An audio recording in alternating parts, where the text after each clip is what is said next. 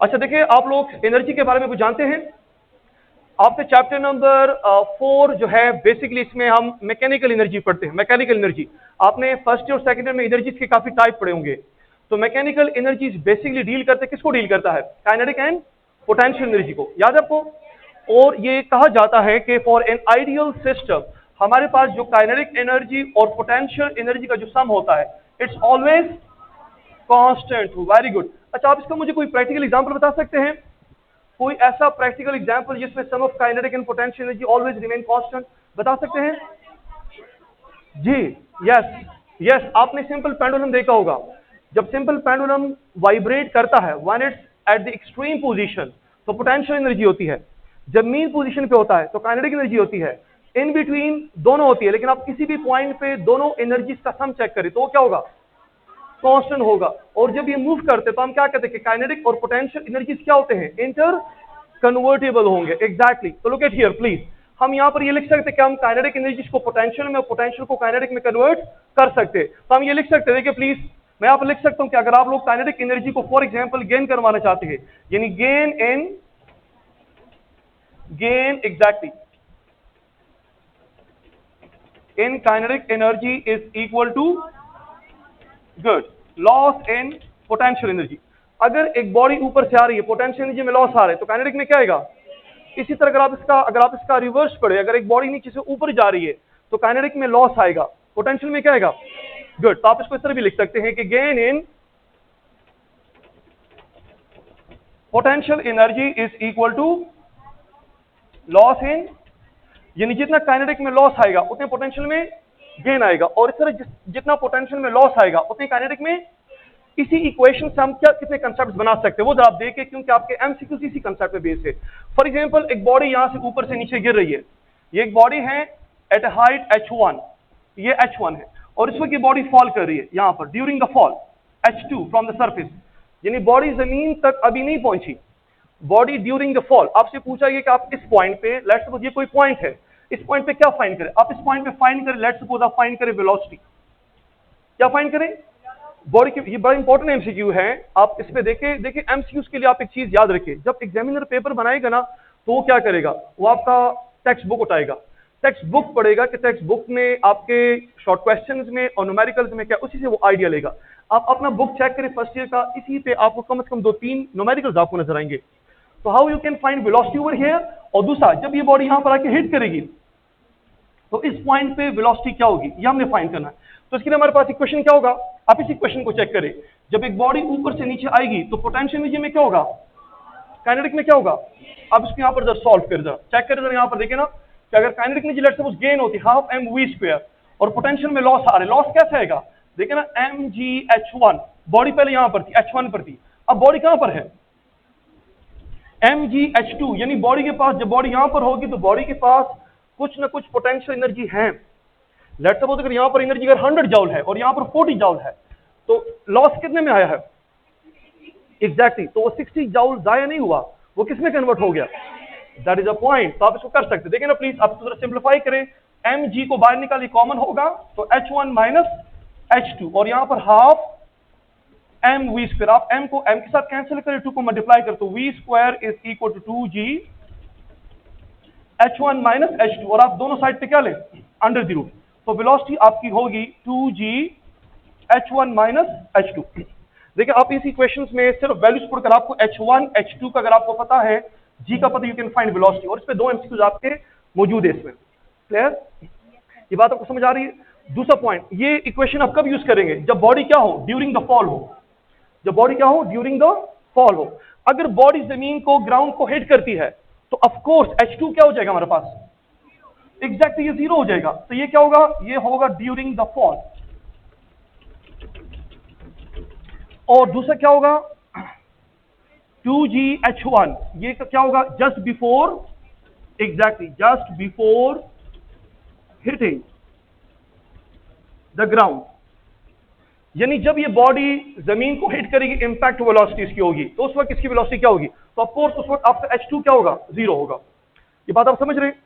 ये 2 इक्वेशंस है, आप पास्ट पेपर चेक करें, कपल ऑफ टाइम ईटा ने इस पे एमसीक्यूज दिए हुए हैं, इट्स वेरी इंपॉर्टेंट। तो आप इन एमसीक्यूज को याद रखें। आप एक बात ये याद रखें, ये एनर्जी का एक इंपॉर्टेंट कंसेप्ट है कि एक बॉडी अगर फॉल कर रही है तो ड्यूरिंग द फॉल उसकी वेलोसिटी क्या होगी और उसकी इंपैक्ट वेलोसिटी जब वो जमीन को हिट करेगी या वाटर सरफेस को हिट करेगी उसकी वेलोसिटी क्या होगी। तो आपके दो एमसीक्यूज ये है। अच्छा तीसरा प्लीज, ये हमने वेलोसिटी फाइंड की। नाउ व्हाट इफ अगर हम इसका रिवर्स लें, अगर हम इस कंसेप्ट को उठाएं इसको, तो देखिए जिस तरह यहां पर हमने गेन इन काइनेटिक एनर्जी की बात की, तो यहां पर क्या होगा, यानी अगर हम एक बॉडी को नीचे से ऊपर की तरफ फेंक रहे हैं, एक बॉडी को हम नीचे से ऊपर की तरफ फेंक रहे हैं, तो काइनेटिक में लॉस आएगा। जब बॉडी ऊपर जाएगी तो वेलोसिटी क्या होगी, स्पीड क्या होगी, कम होगी, काइनेटिक एनर्जी में डिक्रीज आएगा, लेकिन पोटेंशियल में क्या आएगा, इंक्रीज आएगा। तो अब इसको हम कैसे करेंगे, इसको भी आप जरा देखें प्लीज। फॉर एग्जांपल इसके लिए सिनेरियो ये है, जरा चेक करें प्लीज। यहां पर एक बॉडी है, इसको मैंने ऊपर प्रोजेक्ट किया, इनिशियल वेलोसिटी कितनी है, फॉर एग्जांपल कोई वेलोसिटी ले, for example 10 metre per second. अब ये बॉडी ऊपर जा रही है, ड्यूरिंग द फ्लाइट है, बॉडी इस वक्त ऊपर जा रही है, बॉडी रुकी हुई नहीं है, बॉडी ने देखिए यहां पर आना है, बॉडी ने यहां तक पहुंचना है, लेकिन इस वक्त बॉडी यहां पर है फॉर एग्जांपल, और यहां पर इसकी वेलोसिटी कितनी है, 6 मीटर पर सेकंड। अब बात समझ रहे हैं, बॉडी जो है वो हाईएस्ट पॉइंट तक अभी तक नहीं पहुंची, बॉडी ड्यूरिंग द मोशन है, तो आपके पास इनिशियल वेलोसिटी है और एक और पॉइंट की वेलोसिटी है, एंड यू आर आस्क्ड कि बॉडी की हाइट फाइंड करें या बॉडी की पोटेंशियल एनर्जी फाइंड करें। तो उसको हम कैसे फाइंड करेंगे, देखिए प्लीज। हम ये कर सकते हैं, गेन इन पोटेंशियल एनर्जी क्या होगा हमारे पास, mgh, बताए शाबाश। लॉस इन काइनेटिक क्या होगा, kinetic energy initial half m v1 square minus half m v2 square. आप समझ रहे हैं, देखिए यहां पर ये वेलोसिटी आपके साथ ज्यादा है, ये वेलोसिटी क्या है, ये क्यों कम है, वेलोसिटी क्यों कम हुई है, क्योंकि इसमें लॉस आ रहा है, क्या आ रहा है, लॉस आ रहा है, और वो लॉस, उस लॉस की वजह से क्या हो रहा है, बॉडी हाइट ट्रेवल कर रहा है, बॉडी ऊपर जा रही है। तो आपने इस हाइट को फाइंड करना, इसको हम कैसे फाइंड करेंगे, दैट्स अगेन वेरी सिंपल। हम क्या करेंगे, हाफ m को बाहर निकाल लें, v1 स्क्वायर v2 स्क्वायर और mgh, mm कट जाएगा। Is it clear.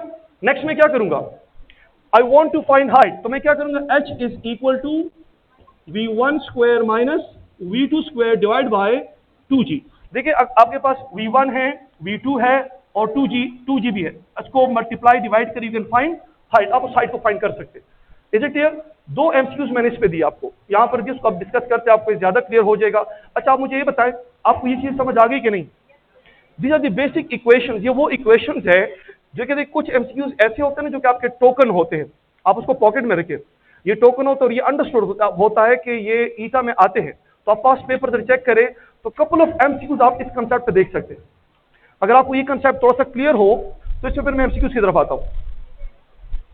थोड़ा सा आपको समझ आ गया, एनी प्रॉब्लम, वाइज आप बताए शाबाश बेटा, अगर कोई प्रॉब्लम कोई पॉइंट इसमें है, कोई प्रॉब्लम मुझे बता दे, उसको मैं क्लियर कर दूंगा, अदरवाइज हम पे नेक्स्ट कंसेप्ट पे जाएंगे। समझ आ गया आपको। अच्छा एग्जैक्टली, देखिए दो चीज आपको मैंने बताई, ये ड्यूरिंग द मोशन है, ये just before hitting the ground है। ये इक्वेशन कब होगा, ड्यूरिंग द मोशन। अगर आपको अब ये कहा जाए कि एट द हाईएस्ट पॉइंट जब बॉडी यहां पर पहुंचेगी तो ये वेलोसिटी क्या हो जाएगी, जीरो हो जाएगी। इसको फिर जीरो कर दे तो ये सिर्फ h is equal to v square divide by 2g हो जाएगा। जी प्लीज। देखिए इस बच्चे ने बड़ा अच्छा क्वेश्चन पूछा कि फ्रिक्शन होगा कि नहीं होगा। देखिए आपके सिलेबस में ज्यादातर इस वक्त हम आइडियल चीजों को पढ़ रहे तो हमने फ्रिक्शन को इग्नोर किया है। अगर फ्रिक्शन होगा, अगर क्वेश्चन में दिया जाए तो ऑफकोर्स उसको फिर हम फाइंड करेंगे, अगर फ्रिक्शन का जिक्र हो तो उसको हम फाइंड करेंगे। तो यहां पर हम एक आइडियल केस ले रहे हैं जिसमें फ्रिक्शन फोर्स हमने इग्नोर किया है। बिल्कुल ठीक है रिया। चले लेट्स स्टार्ट द एमसीक्यूज। ये आप लोगों ने नोट कर लिया, एमसीक्यू स्टार्ट कर लूं मैं, ओके चले वी स्टार्ट विद एमसीक्यूज। इसका जो फर्स्ट एमसीक्यू है,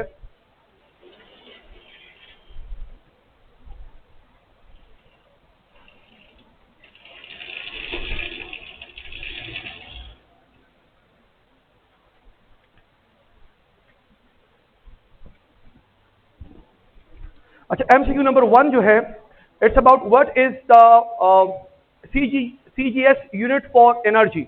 अच्छा देखिए आप सबको पता होगा कि हम फिजिक्स में ऐसा यूनिट फॉलो करते हैं, याद आपको, लेकिन साथ साथ में आपने काफी यूनिट सीजीएस के भी पढ़े होंगे। तो आप मुझे बताए, पहले आप मुझे बताए कि फोर्स का सीजीएस यूनिट क्या होगा। वेरी गुड, देखे ना आपके पास ये फिजिकल क्वांटिटी, ये उसका एसआई यूनिट और ये उसका सीजीएस यूनिट। अगर if you talk about force तो इसका एसआई यूनिट क्या होगा, न्यूटन, और इसका सीजीएस यूनिट क्या होगा, डाइन होगा। एग्जैक्टली। फिर इस तरह अगर आपके पास एनर्जी है तो एनर्जी का एसआई यूनिट क्या होगा, जाउल या जूल, आप ठीक कह रहे हैं, और इसका एसआई यूनिट सीजीएस यूनिट क्या होगा, अर्ग होगा। एग्जैक्टली। ये आप सबको क्लियर है। अच्छा, फिर एक कंसेप्ट है, तो ये आपका एक एमसीक्यू हो गया, एमसीक्यू नंबर 1 कि एनर्जी का सीजीएस यूनिट क्या है, तो ऑप्शन नंबर डी आर्ग है, एग्जैक्टली। फिर इसका एमसीक्यू नंबर 2 जो है 124, एमसीक्यू नंबर 124, ये था MCQ number 123। Now we come to 124। अच्छा देखिए, बेसिकली हमने ये देखना है, अच्छा आप सबको ये पता है कि हम रिलेशन थोड़ा सा डिस्कस कर लेते हैं। यू नो दिस कि हमारे पास 1 न्यूटन जो होता है 10⁻⁵ डाइन्स के बराबर होता है, याद आपको?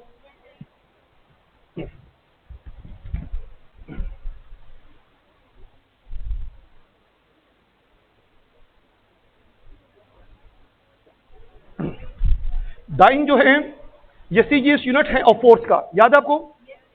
अच्छा ओके, तो 1 न्यूटन किसके बराबर होता है? 10⁻⁵ डाइन। इस तरह अगर हम इसका अगर मैं आपसे ये पूछूं कि 1 डाइन कितनी न्यूटन के बराबर होगा, तो इसको इधर शिफ्ट करें, दैट्स 10⁻⁵ न्यूटन। Very good. बिल्कुल इसी तरह 1 जूल या 1 जाउल 10⁻⁷ अर्क के बराबर होता है। Well done. तो फिर 1 अर्क किसके बराबर होगा, शाबाश बताएं? 10⁻⁷ जाउल या जूल्स के बराबर होगा, ये आप सबको पता है। 1 erg is equal to 10⁻⁷ joules. तो आपका जो एमसीक्यू नंबर 24 है 124, इसमें वो क्या कह रहा है, देखिए कि dyne into centimetre, dyne into centimetre किसके बराबर होता है? ये 1 अर्क के बराबर होता है। 1 डाइन, जिस तरह देखें ना आप यहां पर देखें, आप जिस तरह लिखते हैं वर्क, फोर्स इंटू डिस्प्लेसमेंट, तो फोर्स का यूनिट क्या होगा? डिस्प्लेसमेंट का क्या होगा? तो न्यूटन इंटू मीटर किसके बराबर होगा? जाउल। बिल्कुल sir, 1 dyne into 1 centimetre is equal to what? 1 erg. Is it clear? तो अब सवाल में आपसे वो ये पूछ रहा है कि बताएं कि 100 डाइन इंटू सेंटीमीटर कितने जाउल्स के बराबर है? कितनी जाउल्स के बराबर है? देखिए 1 अर्क कितनी जाउल्स के बराबर है? 10⁻⁻⁷। अच्छा अगर यहां पर मैं लिख दूं, अगर ये 1 डाइन इंटू 1 सेंटीमीटर मतलब ये 1 अर्क है, तो 1 अर्क बराबर हो 10⁻⁷ जाउल के बराबर। अगर ये 100 होगा तो 100 यहां पर भी मल्टीप्लाई करना होगा ना, आप मल्टीप्लाई करें 10⁻² इंटू 10⁻⁷ जाउल, मल्टीप्लाई करें, आंसर क्या आएगा? एग्जैक्टली। तो 100 dyne into centimetre is equal to 10⁻⁵ erg. Is it clear? आप सबको समझ आ गया ये? Very simple. देखिए ना, 1 डाइन इंटू 1 सेंटीमीटर किसके बराबर होता है? ये होता है, ये 1 अर्क है बेसिकली। तो 1 अर्क 10⁻⁷ जाउल के बराबर होता है। इसको सिंपली यहां पर प्लेस कर दे।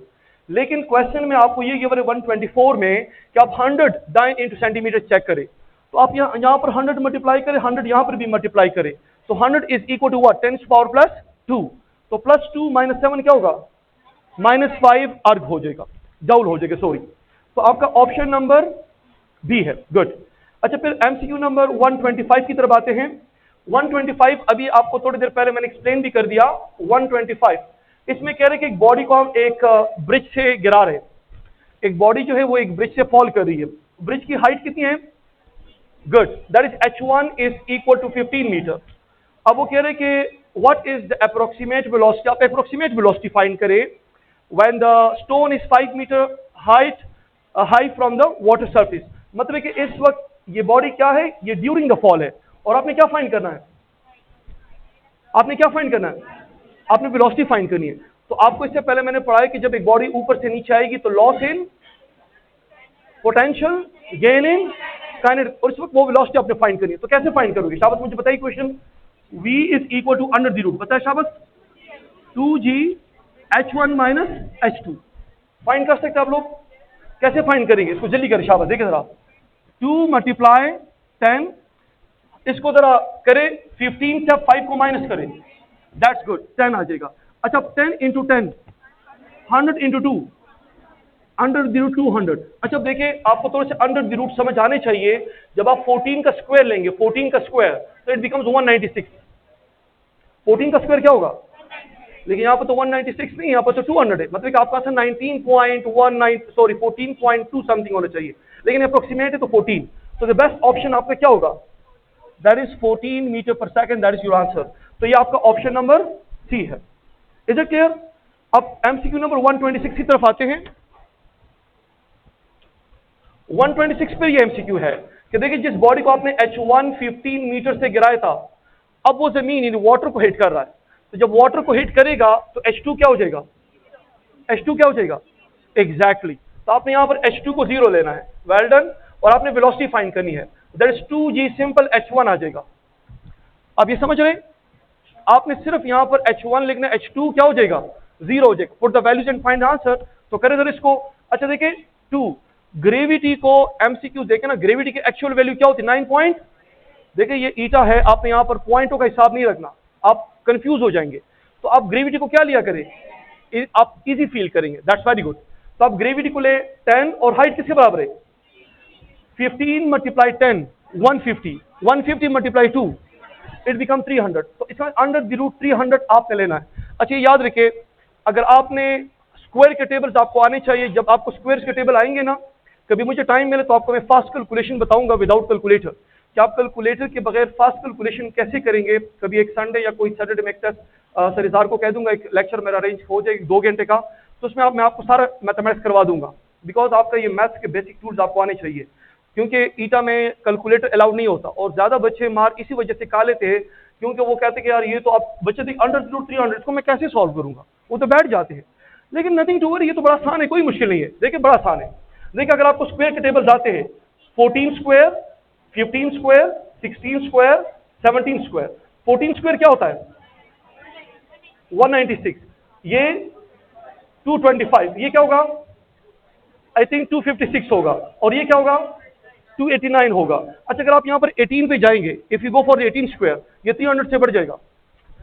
आप मेरी बात समझ रहे, आप समझ रहे, इस वक्त आपका 300 अंडर द रूट है, तो आपका अप्रोक्सीमेट आंसर क्या होना चाहिए, एग्जैक्ट देखिए 17 स्क्वायर, तो आपका आंसर क्या होगा 17 मीटर पर सेकंड, ये अप्रोक्सीमेट होगा, आपका आंसर 17 नहीं होगा, इससे ज्यादा होगा, लेकिन ज्यादा नहीं होगा, थोड़ा सा ज्यादा होगा, क्योंकि if you go for 18 square, तो 18 स्क्वायर की वैल्यू फिर 300 को क्रॉस कर जाएगा। You are getting this point. तो यहां पर आपने क्या 17 metre per second is the approximate value, and the best option is C, तो इसका ऑप्शन सी आप करेक्ट करें, ठीक है ना, ऑप्शन नंबर सी। अच्छा नेक्स्ट वन 128 पे आ जाए। 128 में a body of mass 1 kg falls freely from 25 metre high bridge, what is the approximate kinetic energy of the body just before hitting the water surface. Sorry 127 में नहीं किया, चलो पहले 127, सॉरी पहले 127 है एग्जैक्टली। अच्छा 127, अच्छा 125 और 126 में हमने क्या फाइंड किया, वेलोसिटी फाइंड किए, और वेलोसिटी कैसे फाइंड किए, during the fall and hitting the ground. तो दो ही क्वेश्चंस आपके बने, जब ड्यूरिंग द फॉल होगा, ये चेक करें प्लीज जरा, ये इधर दोबारा चेक करें, जब ड्यूरिंग द फॉल होगा तो आप you will go 2g h1 - h2 ये करेंगे, हिटिंग द ग्राउंड करेगा तो सिर्फ एक h होगा। अब देखिए नेक्स्ट हमने जाने no, next we have to go for the kinetic energy. तो काइनेटिक एनर्जी का इक्वेशन ये होगा, अगर आप ड्यूरिंग द फॉल उसको फाइंड करेंगे, अगर आपको कहा जाता है कि find kinetic energy during the fall, तो आप क्या करेंगे, देखिए ना ये काइनेटिक एनर्जी है ना, हाफ mv², ये क्या है बताए ना, तेज बताए, और ये क्या डिफरेंस ऑफ पोटेंशियल एनर्जी। जाहिर बात है, आप देखें ना कॉमन सेंस की बात है, कॉमन सेंस की कैसी है, देखें ना, अब यहाँ पर चेक करें, अगर आपसे मैं एक सवाल पूछूं, एक बॉडी यहां से गिर, इसकी एनर्जी 100 जॉल है, कितनी है इस वक्त, जब यहां पर ये पहुंची, देखें ना बॉडी यहां पर एनर्जी 100 जॉल है, जब आगे तो पोटेंशियल एनर्जी तो कम होगी ना, अब भी इसके साथ पोटेंशियल एनर्जी है वो 40 जॉल है, कितनी है, बिकॉज ये still it's on the height, तो मतलब है कि यहां पर 100 है, यहां पर 40 है, तो पोटेंशियल एनर्जी में लॉस आया है, लॉस कितना है, तो वो 60 जॉल एनर्जी कहां गई है, तो आप इसी क्वेश्चन से फाइंड कर सकते हैं ना। तो हमारा नेक्स्ट जो इक्वेशन है एमसीक्यू है वो इस पे होगा, और अगर आपसे फिर ये पूछा जाए कि what is the kinetic energy just hitting the ground, तो वो क्या होगी, आपने H2 को क्या करना होगा, इसको जीरो करें, क्यों जीरो करेंगे, देखिए अगेन वही सिंपल सवाल, अगर एक बॉडी मैंने यहां पर पकड़ी हुई है और इसकी पोटेंशियल एनर्जी 100 जॉल है, जब ये जमीन को पहुंच जाएगी तो हाइट जीरो हो जाएगा, पोटेंशियल एनर्जी खत्म हो जाएगी, तो वो सारी की सारी पोटेंशियल किस में कन्वर्ट होगी, तो जितनी पोटेंशियल थी वो सारी काइनेटिक में कन्वर्ट हो जाएगी। तो आप इसमें दो एमसीक्यू जरा सॉल्व करते हैं और आप इसको गौर से देखिए, चेक करें, आपको समझ आ गया, दैट्स वेरी गुड। तो चले नाउ लेट्स ट्राई 127। तो 127 का कंसेप्ट क्या होगा, kinetic energy is equal to simple what, mg h1 minus h2। I think you people are familiar with this equation, already we have done it। समझ आ रहा है आपको, just we need to put the values, अब हमने values put करनी है। अच्छा अगर आप थोड़ा सा हेल्प करें, आप भी वैल्यूज पुट करें, आप भी जरा सॉल्व करें, क्या आंसर आता है, शाबाश जल्दी करें। Tell me about the mass, mass कितना है शाबाश, आप हेल्प करें। मास कितना है? ग्रेविटी कितनी है? 10। H1 कितना है? 25। गुड। H2 कितना है? 15 है। देखिए 1 इंटू 10 कितना हो जाएगा? 10 होगा। 25 माइनस 15 कितना होगा? 10 होगा। एक और 10 मल्टीप्लाई करें, 10 इंटू 10 कितना हो जाएगा? इसका मतलब ये कि इस वक्त kinetic energy of the body कितनी होगी? That's your option. कौन सा ऑप्शन होगा? ए होगा। Well done. Now we come to 128। ये भी यही कंसेप्ट दोबारा है, लेकिन फर्क क्या होगा कि अब बॉडी ने क्या किया? जमीन को हिट कर दिया। शाबाश, आप ठीक कह रहे। तो लेट्स डू इट। देखिए ना 128, आप ट्राई करें। Kinetic energy is just equal to mg(h1). What about H2? H2 कहां गायब हो गया? क्यों जीरो हो गया? बॉडी ने जमीन को हिट कर दिया, फोर्स H2 जीरो हो जाएगा। सारी काइनेटिक पोटेंशियल काइनेटिक में कन्वर्ट हो गई है। तो let's put the values now. अब इसको करें। शाबाश, हेल्प मी आउट। शाबाश करे जरा। मास कितना होगा? ग्रेविटी। और हाइट कितना है?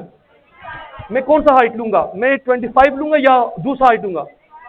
मैं हाईएस्ट पॉइंट 25 लूंगा, दूसरा तो जीरो हो गया, तो वो 25 आपने। शाबाश, आप इसको मल्टीप्लाई करें। 25 multiply 10 multiply 1, so the answer is 250 joules. समझ आएगा आपको? तो इसका कौन सा ऑप्शन बनता है? ये ऑप्शन नंबर डी बनता है। D for doughnut. यस। अच्छा प्लीज नेक्स्ट वन 129 की तरफ आते हैं। ये एमसीक्यूज आप सबको समझ आ गया बेटा? मुश्किल तो नहीं है? ग्रेट। अच्छा नेक्स्ट वन 129 में है कि एक मास है जिसको अब हमने ऊपर की तरफ थ्रो किया है। इनिशियल वेलोसिटी आपको गिवन है। अच्छा अब देखिए, अब इसके लिए हमने कौन सा कंसेप्ट यूज करना है? Loss in kinetic, gain in potential. Exactly ये काम करना। अब हमने इन इक्वेशंस को यूज करना। चेक करें यहां पर, देखिए ताकि आपको ये कंसेप्ट क्लियर हो। अब हमने इसको करना है कि लॉस इन, सॉरी ये वाला, gain in potential, loss in. अब जब एक बॉडी को नीचे से ऊपर की तरफ थ्रो करते हैं तो काइनेटिक में लॉस आएगा, पोटेंशियल में।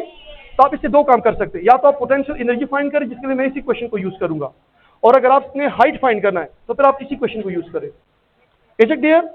चलो आप इसे एमसीक्यू ट्राई कर लेते हैं।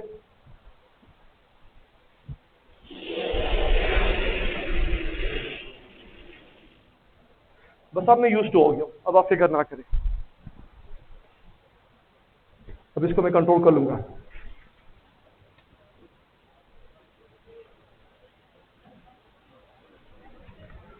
अच्छा please look at here now. हमने 129 सॉल्व करना है, ठीक है ना? तो लुक एट दिस।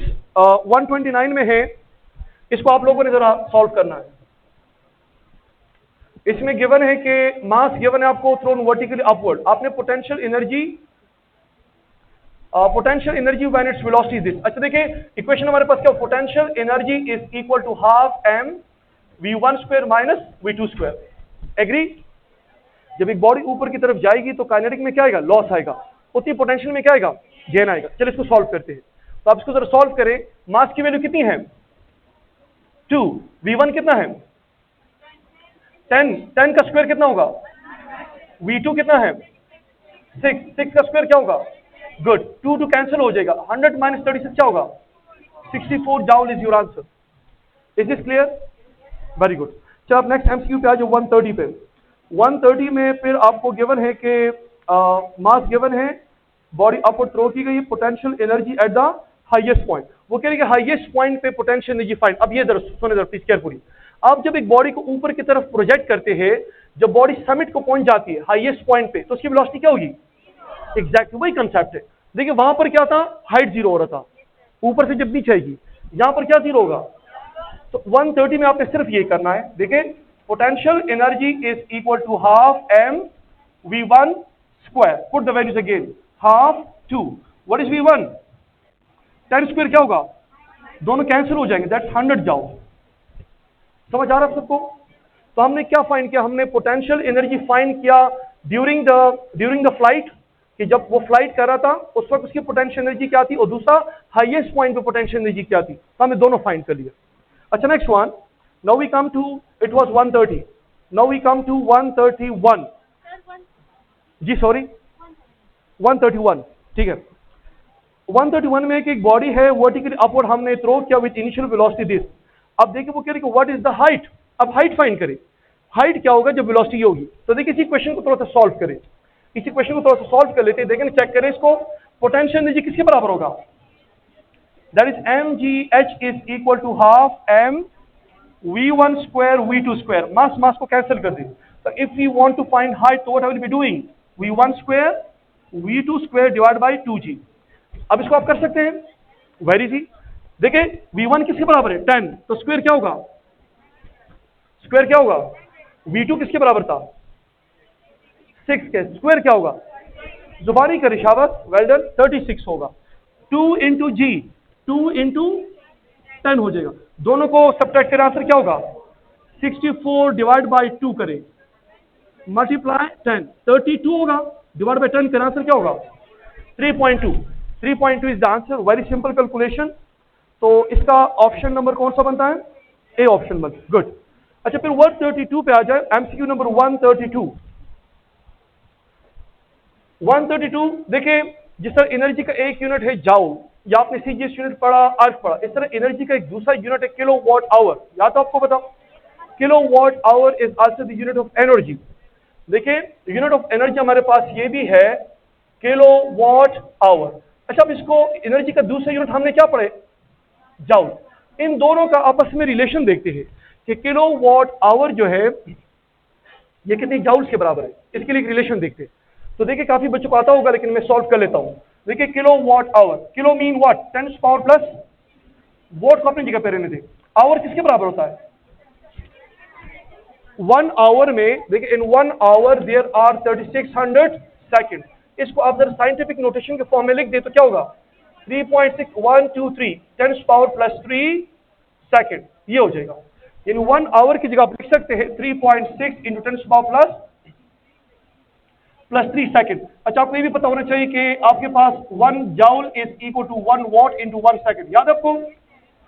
अब आप लिख सकते हैं कि किलो वॉट आवर किसके बराबर, देखिए 10 पावर प्लस 3, 10 पावर प्लस 3 दोनों को ऐड कर दें तो 3.6 into 10 power plus 6 into joules हो जाएगा। Is it clear? इसका मतलब ये है, कोई प्रॉब्लम इसमें। 1 किलो वॉट आवर किसके बराबर होता है 3.6 into 10 power plus 6 joules. Sorry, सब्र करें ना, पहले तो इसको फाइंड करना। अब एमसीक्यू की तरफ मैं आ रहा हूं, मैंने वही फाइंड करना है। तो 1 किलो वॉट आवर किसके बराबर होगा, इसके बराबर। अच्छा अब देखिए अगर मैं किलो के बजाय अगर इसको मैं मेगा करूंगा, देखिए याद रखिए kilo mean 10 power plus 3, mega किसके बराबर होगा, आपने सिर्फ 3 को ऐड करना है, मेगा मीन 3 को और ऐड करें। फिर अगर से मैं गीगा बनाऊंगा तो इसके साथ 3 को मजीद ऐड करें, 9 हो जाएगा। Getting the point. If I make it mega तो मुझे एक 3 इसमें ऐड करना होगा, तो दिस बिकम 9। अगर इसको मैं गीगा करूंगा तो मुझे 3 मजीद ऐड करना होगा। You are getting the point. तो गीगा वॉट आवर किसके 3.6 into 10 power plus 12 joule, that is the answer. अच्छा इसमें अक्सर बच्चे गलती क्या करते हैं, उनके जहन में ये होता है कि giga stands for 10 power plus 9, तो वो इसको टिक करते कि this is the answer. This is not the answer, the answer is this one. इस क्वेश्चन को लिखने का मकसद ये था कि आपको ये समझ आ जाए, क्योंकि बच्चों ने ये पढ़ा था कि giga stands for 10 power plus 9, तो वो यहां पर इसको ऑप्शन को टिक करते कि this one is correct, no this is not correct, this is correct. और इसका बेसिक लॉजिक है, लॉजिक कम्स फ्रॉम हियर कि 1 kilo watt hour is equal to this. If you want to convert kilo into mega तो हमने 3 को add करना होगा। अगर हमने मेगा को गीगा में कन्वर्ट तो again we have to put another 3। इस तरह गीगा के बाद किसकी बारी आती है, गीगा के बाद किसकी बारी, टेरा। तो अगर टेरा में लगाऊंगा तो यहां पर क्या लगाऊंगा, ये 15 बन जाएगा, and so on. You understand the story, that's very good. चलिए नेक्स्ट वन 133 की तरफ आते हैं। The work done along close path in non, अच्छा ये आप लोगों ने मुझे समझाना है। अच्छा, can you make a difference between the conservative and non conservative fields, well done.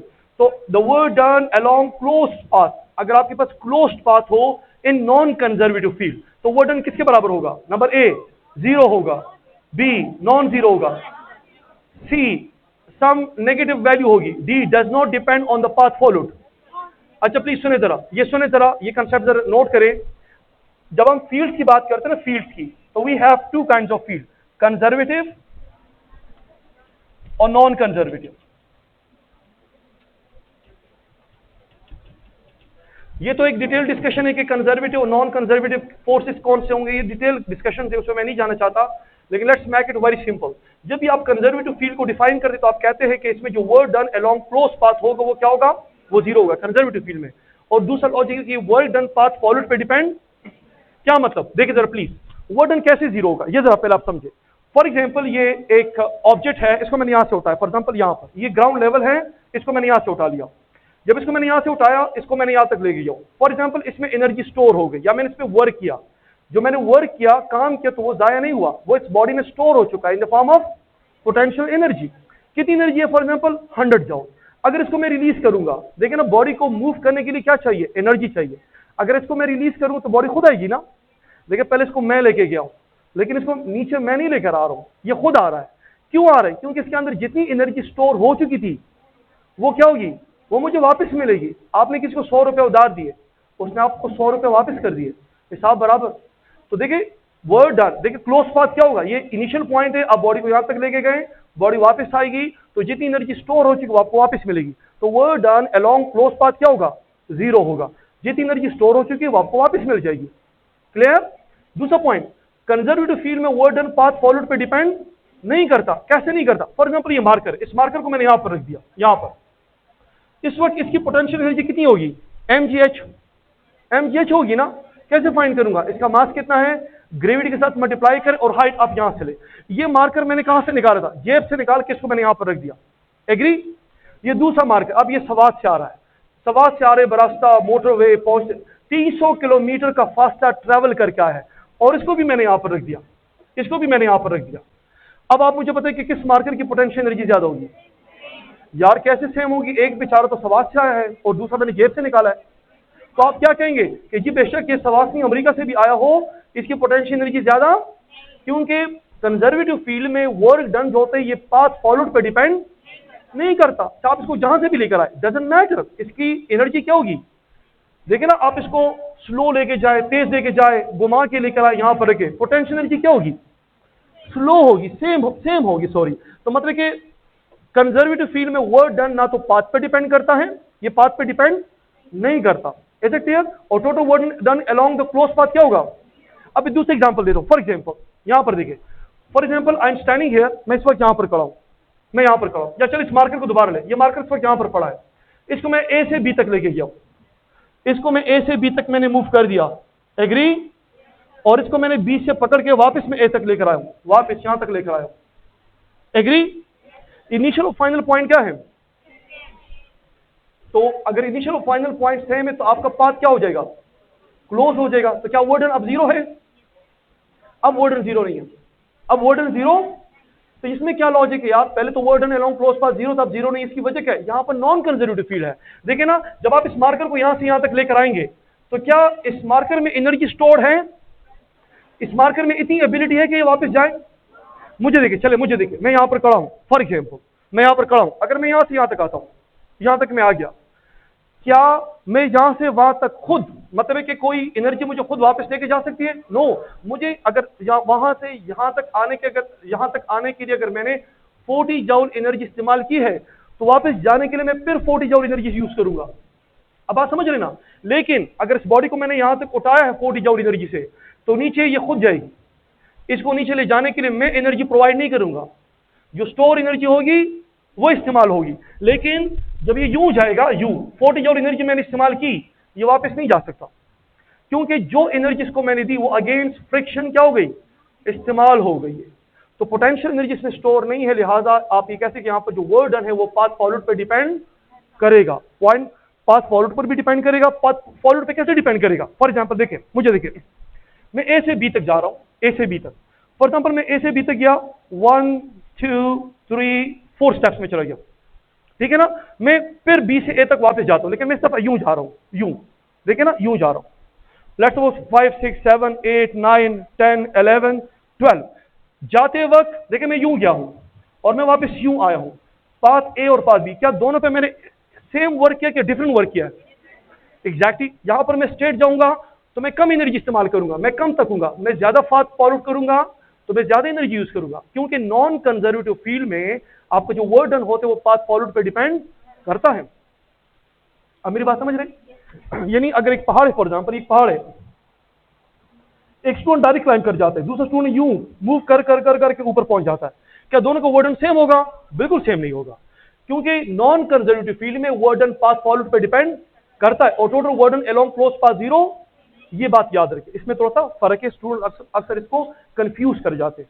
I think so you understand the story, that's good. तो इसका जो ऑप्शन है that is the B1, the work done along close path in non conservative field is not zero, ये zero नहीं होगा, ये path follow depend होगा। अच्छा, फिर 134 पे आ जाए। A car is travelling at a certain velocity if the mass of the car is reduced to half while increasing the velocity double, kinetic energy. अच्छा, ये न्यूमेरिकल वैल्यूज है, एग्जैक्टली वेरी सिंपल, ये न्यूमेरिकल वैल्यूज आप इसको बड़ा simply grab कर सकते हैं। लेकिन look at the kinetic energy, that's 133 I think so. MCQ कौन सा है? सॉरी 134 है, sorry. What is kinetic energy with us? That is half m. अच्छा, इसमें आप लोगों ने गलती ये नहीं करनी, हाफ जो है नहीं, it comes from the equation, ये इक्वेशन का हाफ है। चाचा हमारा दो तकड़ा मार कर रहा, हाँ मेहरबानी। यहां पर ये हाफ जो है ना, half comes from the equation, please don't इसको इंटरफेयर ना कर न्यूमेरिकल वैल्यूज में। अब आपको क्वेश्चन में क्या बताया गया कि आप मास को क्या करें? मास को मेरे हाल में हाफ करें और वेलोसिटी को क्या करें? डबल करें। तो look at this, kinetic energy क्या हो जाएगी? मास को डबल किया, सिर्फ न्यूमेरिकल वैल्यूज लिख दे, हाफ लिख दे। वेलोसिटी को डबल करें, 2 का स्क्वायर क्या होगा?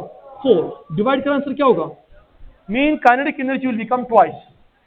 आप मेरी बात समझ रहे हैं? किसी को कोई प्रॉब्लम? ये आपने ये पॉइंट समझ लिया कि इसमें हाफ को इंट्रोड्यूस ना करवाइए, ये इक्वेशन का हाफ है। मास को आपने हाफ किया, सिर्फ न्यूमेरिकल वैल्यू लिख दे हाफ, और वेलोसिटी का स्क्वायर 2 टाइम है, सॉरी 2 का स्क्वायर क्या होगा? 4, डिवाइड कर यू गेट 2, तो काइनेटिक एनर्जी ट्वाइस हो जाएगी, डबल हो जाएगी।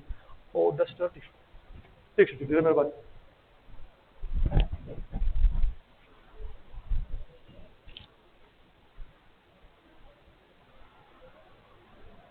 अच्छा, आपको ये क्लियर है? चलिए नेक्स्ट वन, नेक्स्ट एमसीक्यू आता है। A ball of 135 exactly. A ball of mass 2 kilogram is moving with 16 joule of kinetic energy. What is the velocity of the body? अच्छा, please look at here. You know kinetic energy हमारे पास किसके बराबर होगी? That's 135. That's simple, half m v square. अब हमने velocity को find करना है, तो आप इस पे इक्वेशन इंजीनियरिंग सिंपल अप्लाई करें। आप क्या करें? देखिए 2 इधर डिवाइड हो रहा है, इस तरफ क्या होगा? This become 2 time e divide by mass को नीचे is equal to v square under the root. Just put the values. 2 energy की वैल्यू क्या है? 16, मास की वैल्यू क्या है? 2 कैंसिल हो जाएगा, 16 अंडर द रूट क्या होगा? That's 4 metre per second is the answer. अच्छा, नेक्स्ट एमसीक्यू आपका है 136। 2 masses given है, m1 m2 are moving with the same kinetic energy, the ratio of their velocity। देखिए रेशो के जो न्यूमेरिकल्स होते हैं ये ईटा के बड़े फेवरेट होते हैं, ठीक है ना, और बड़े सिंपल कंसेप्ट इसका होता है, आप इसको ग्रैब कर सकते हैं। देखिए again you can see energy और दिस, अगर आपको दिया जाए कि मास कांस्टेंट है, मास सेम है, अगर आपको 2 बॉडीज गिवन है और उनके कंपैरिजन में अगर आपको कहा जाए कि मास कांस्टेंट है, तो फिर आप वेलोसिटी और मास का रिलेशन बना सकते हैं। अगर ये कांस्टेंट होगा तो वेलोसिटी का मास के साथ ताल्लुक क्या होगा? देखिए ई, इसको कांस्टेंट कर दें, मेक इट कांस्टेंट, और यहां पर क्या होगा? v स्क्वायर डिवाइड बाय क्या हो जाएगा? m को नीचे लेकर आए, 2 को छोड़ दे, तो यू कैन सी कि वेलोसिटी और मास का ताल्लुक क्या होगा? इनवर्स। तो I can write now here, अब मैं लिख सकता हूं, अगर आपने वेलोसिटीज लिखने हैं, देखिए ना m1 what is the ratio of their, sorry ये कौन सा एमसीक्यू है? 136 है हमने। अच्छा, वेलोसिटीज के रेशियो फाइंड, देखिए ना v1 बाय v2, तो आई कैन राइट हियर, देखिए वेलोसिटी और मास का ताल्लुक इनवर्स है, तो अगर ये v1 है इसके सामने क्या होगा? m2 divide by m1। यहां पर स्क्वायर्स भी होंगे ना, तो इसके अंडर द रूट है, स्क्वायर यहां से कैंसिल हो जाएगा, तो पुट द वैल्यूज। m2 किसके बराबर है? That's 2 exactly. m1 किसके बराबर है? 8, तो इसको कैंसिल कर दे, 1/4, रेशियो क्या होगी? 1:2। तो that is option number A, good, शाबाश। अच्छा, नेक्स्ट एमसीक्यू आपका है 137, एमसीक्यू नंबर 137। देखिए 137 में आपको गिवन है कि 2 बॉडीज इक्वल मासेज है और वेलोसिटी है, ratio of there kinetic energy. अब देखिए इसी कंसेप्ट को आप दोबारा चेक करें, इसी कंसेप्ट को, इसमें देखिए मास इज कांस्टेंट है, मास क्या है, तो हम किसका रिलेशन बनाएंगे? बताएं ना शाबाश। देखिए मास कांस्टेंट, तो एनर्जी और वेलोसिटी का रिलेशन आपने बनाना है, तो करें इसको जरा। अगर आप इसका रिलेशन बनाएंगे तो एनर्जी का रिलेशन क्या बनेगा, E is equal to is proportion to v square of the velocity. तो कर इसको जरा, E1 आपने E1 एग्जैक्टली आपने लिख देंगे E1 बाय E2, तो V1 square divide bye V2 square. अच्छा आप मुझे पता है शाबाश, V1 किसके बराबर है, 2 के बराबर, 2 का स्क्वायर क्या होगा 4 और V2 3 स्क्वायर, तो 4:9 is the answer. I think so you understand. But the showing great. Acha, then we come to 138. 138 में which of the following does not affect the potential energy of the object? जी sorry, अच्छा ठीक है 139 पे आ जाए, 138 which of the following does not affect the potential। देखिए potential energy का इक्वेशन हमारे पास क्या होगा, दैट इज mgh। देखिए पोटेंशियल एनर्जी को हम कितनी चीजों कितने फैक्टर से चेंज कर सकते हैं, मास से कर सकते हैं एग्जैक्टली। आपने एक छोटा मास पकड़ा हुआ है, एक बड़ा मास पकड़ा हुआ है, लाइक दिस, देखिए ना, for example here is my purse, of course you can see के मार्कर का मास कम है और मेरे पर्स का मास ज्यादा है, दोनों का हाइट सेम है, तो क्या दोनों की पोटेंशियल एनर्जी सेम होगी, नहीं, जिसका मास ज्यादा होगा एग्जैक्टली। नेक्स्ट वन, ग्रेविटी पे करेगा और किस चीज पे करेगा, अगर एक मार्कर मैंने यहां पर पकड़ा हुआ और एक मार्कर यहां पर है, तो जाहिर बात इसको यहां तक पुश करने के लिए मुझे ज्यादा वर्क करना पड़ेगा, तो इसकी एनर्जी पोटेंशियल ज्यादा होगी। इसको मूव करने के लिए मैंने कम वर्क किया है, तो इसकी पोटेंशियल एनर्जी कम होगी। तो हाइट पर करता है, लेकिन आपके जो ऑप्शन इसमें वेलोसिटी गिवन, तो वेलोसिटी पे डिपेंड, आप एक बॉडी को स्लो लेकर आए या तेज लेकर आए, डजंट मैटर। जैसे अभी आपको मैंने कहा ना कि आप इस मार्कर को ले जाए यूं आहिस्ता आहिस्ता और एक तेज लेके जाए, तो क्या दोनों की पोटेंशियल एनर्जी डिफरेंट होगी, because it does not depend upon the velocity, उस पर डिपेंड नहीं करेगा। दैट्स गुड जी, प्लीज। हाँ वो तो इंटर रिलेशन है, इस वक्त हम प्योरली पोटेंशियल एनर्जी की बात कर रहे हैं, ठीक है रियो, यस। अच्छा नेक्स्ट वन, दैट वाज 138, 139 की तरफ आ जाए। Two masses are having same potential energy, what are the ratio of their respective heights. अच्छा अब देखिए ना, अब हमने कहा कि मासेस आपके पास पोटेंशियल एनर्जी सेम है, इसी क्वेश्चन को चेक करें, अगर पोटेंशियल एनर्जी सेम होगी तो मास और हाइट का रिलेशन क्या होगा, क्या होगा, गुड शाबाश। 139 चेक करें, देखिए ना, इसको कांस्टेंट करें, इसको नीचे लेकर आए, तो देखिए ये अगर H1 है H2, तो you can write here M2 by M1। ये आपको समझ आ गया कि नहीं, देखिए यू कैन सी के पोटेंशियल एनर्जी इज कांस्टेंट, तो आप मास को नीचे डिवाइड करें, तो हाइट इसको यूं करें, देखिए ना कि कांस्टेंट mg, आप हाइट को नीचे या h यहां पर लिख दें और m को नीचे लेकर आए, तो हाइट और मास का रिलेशन क्या होगा, तो that's your answer, M2 by M1, that's option number B. अच्छा नेक्स्ट है 140।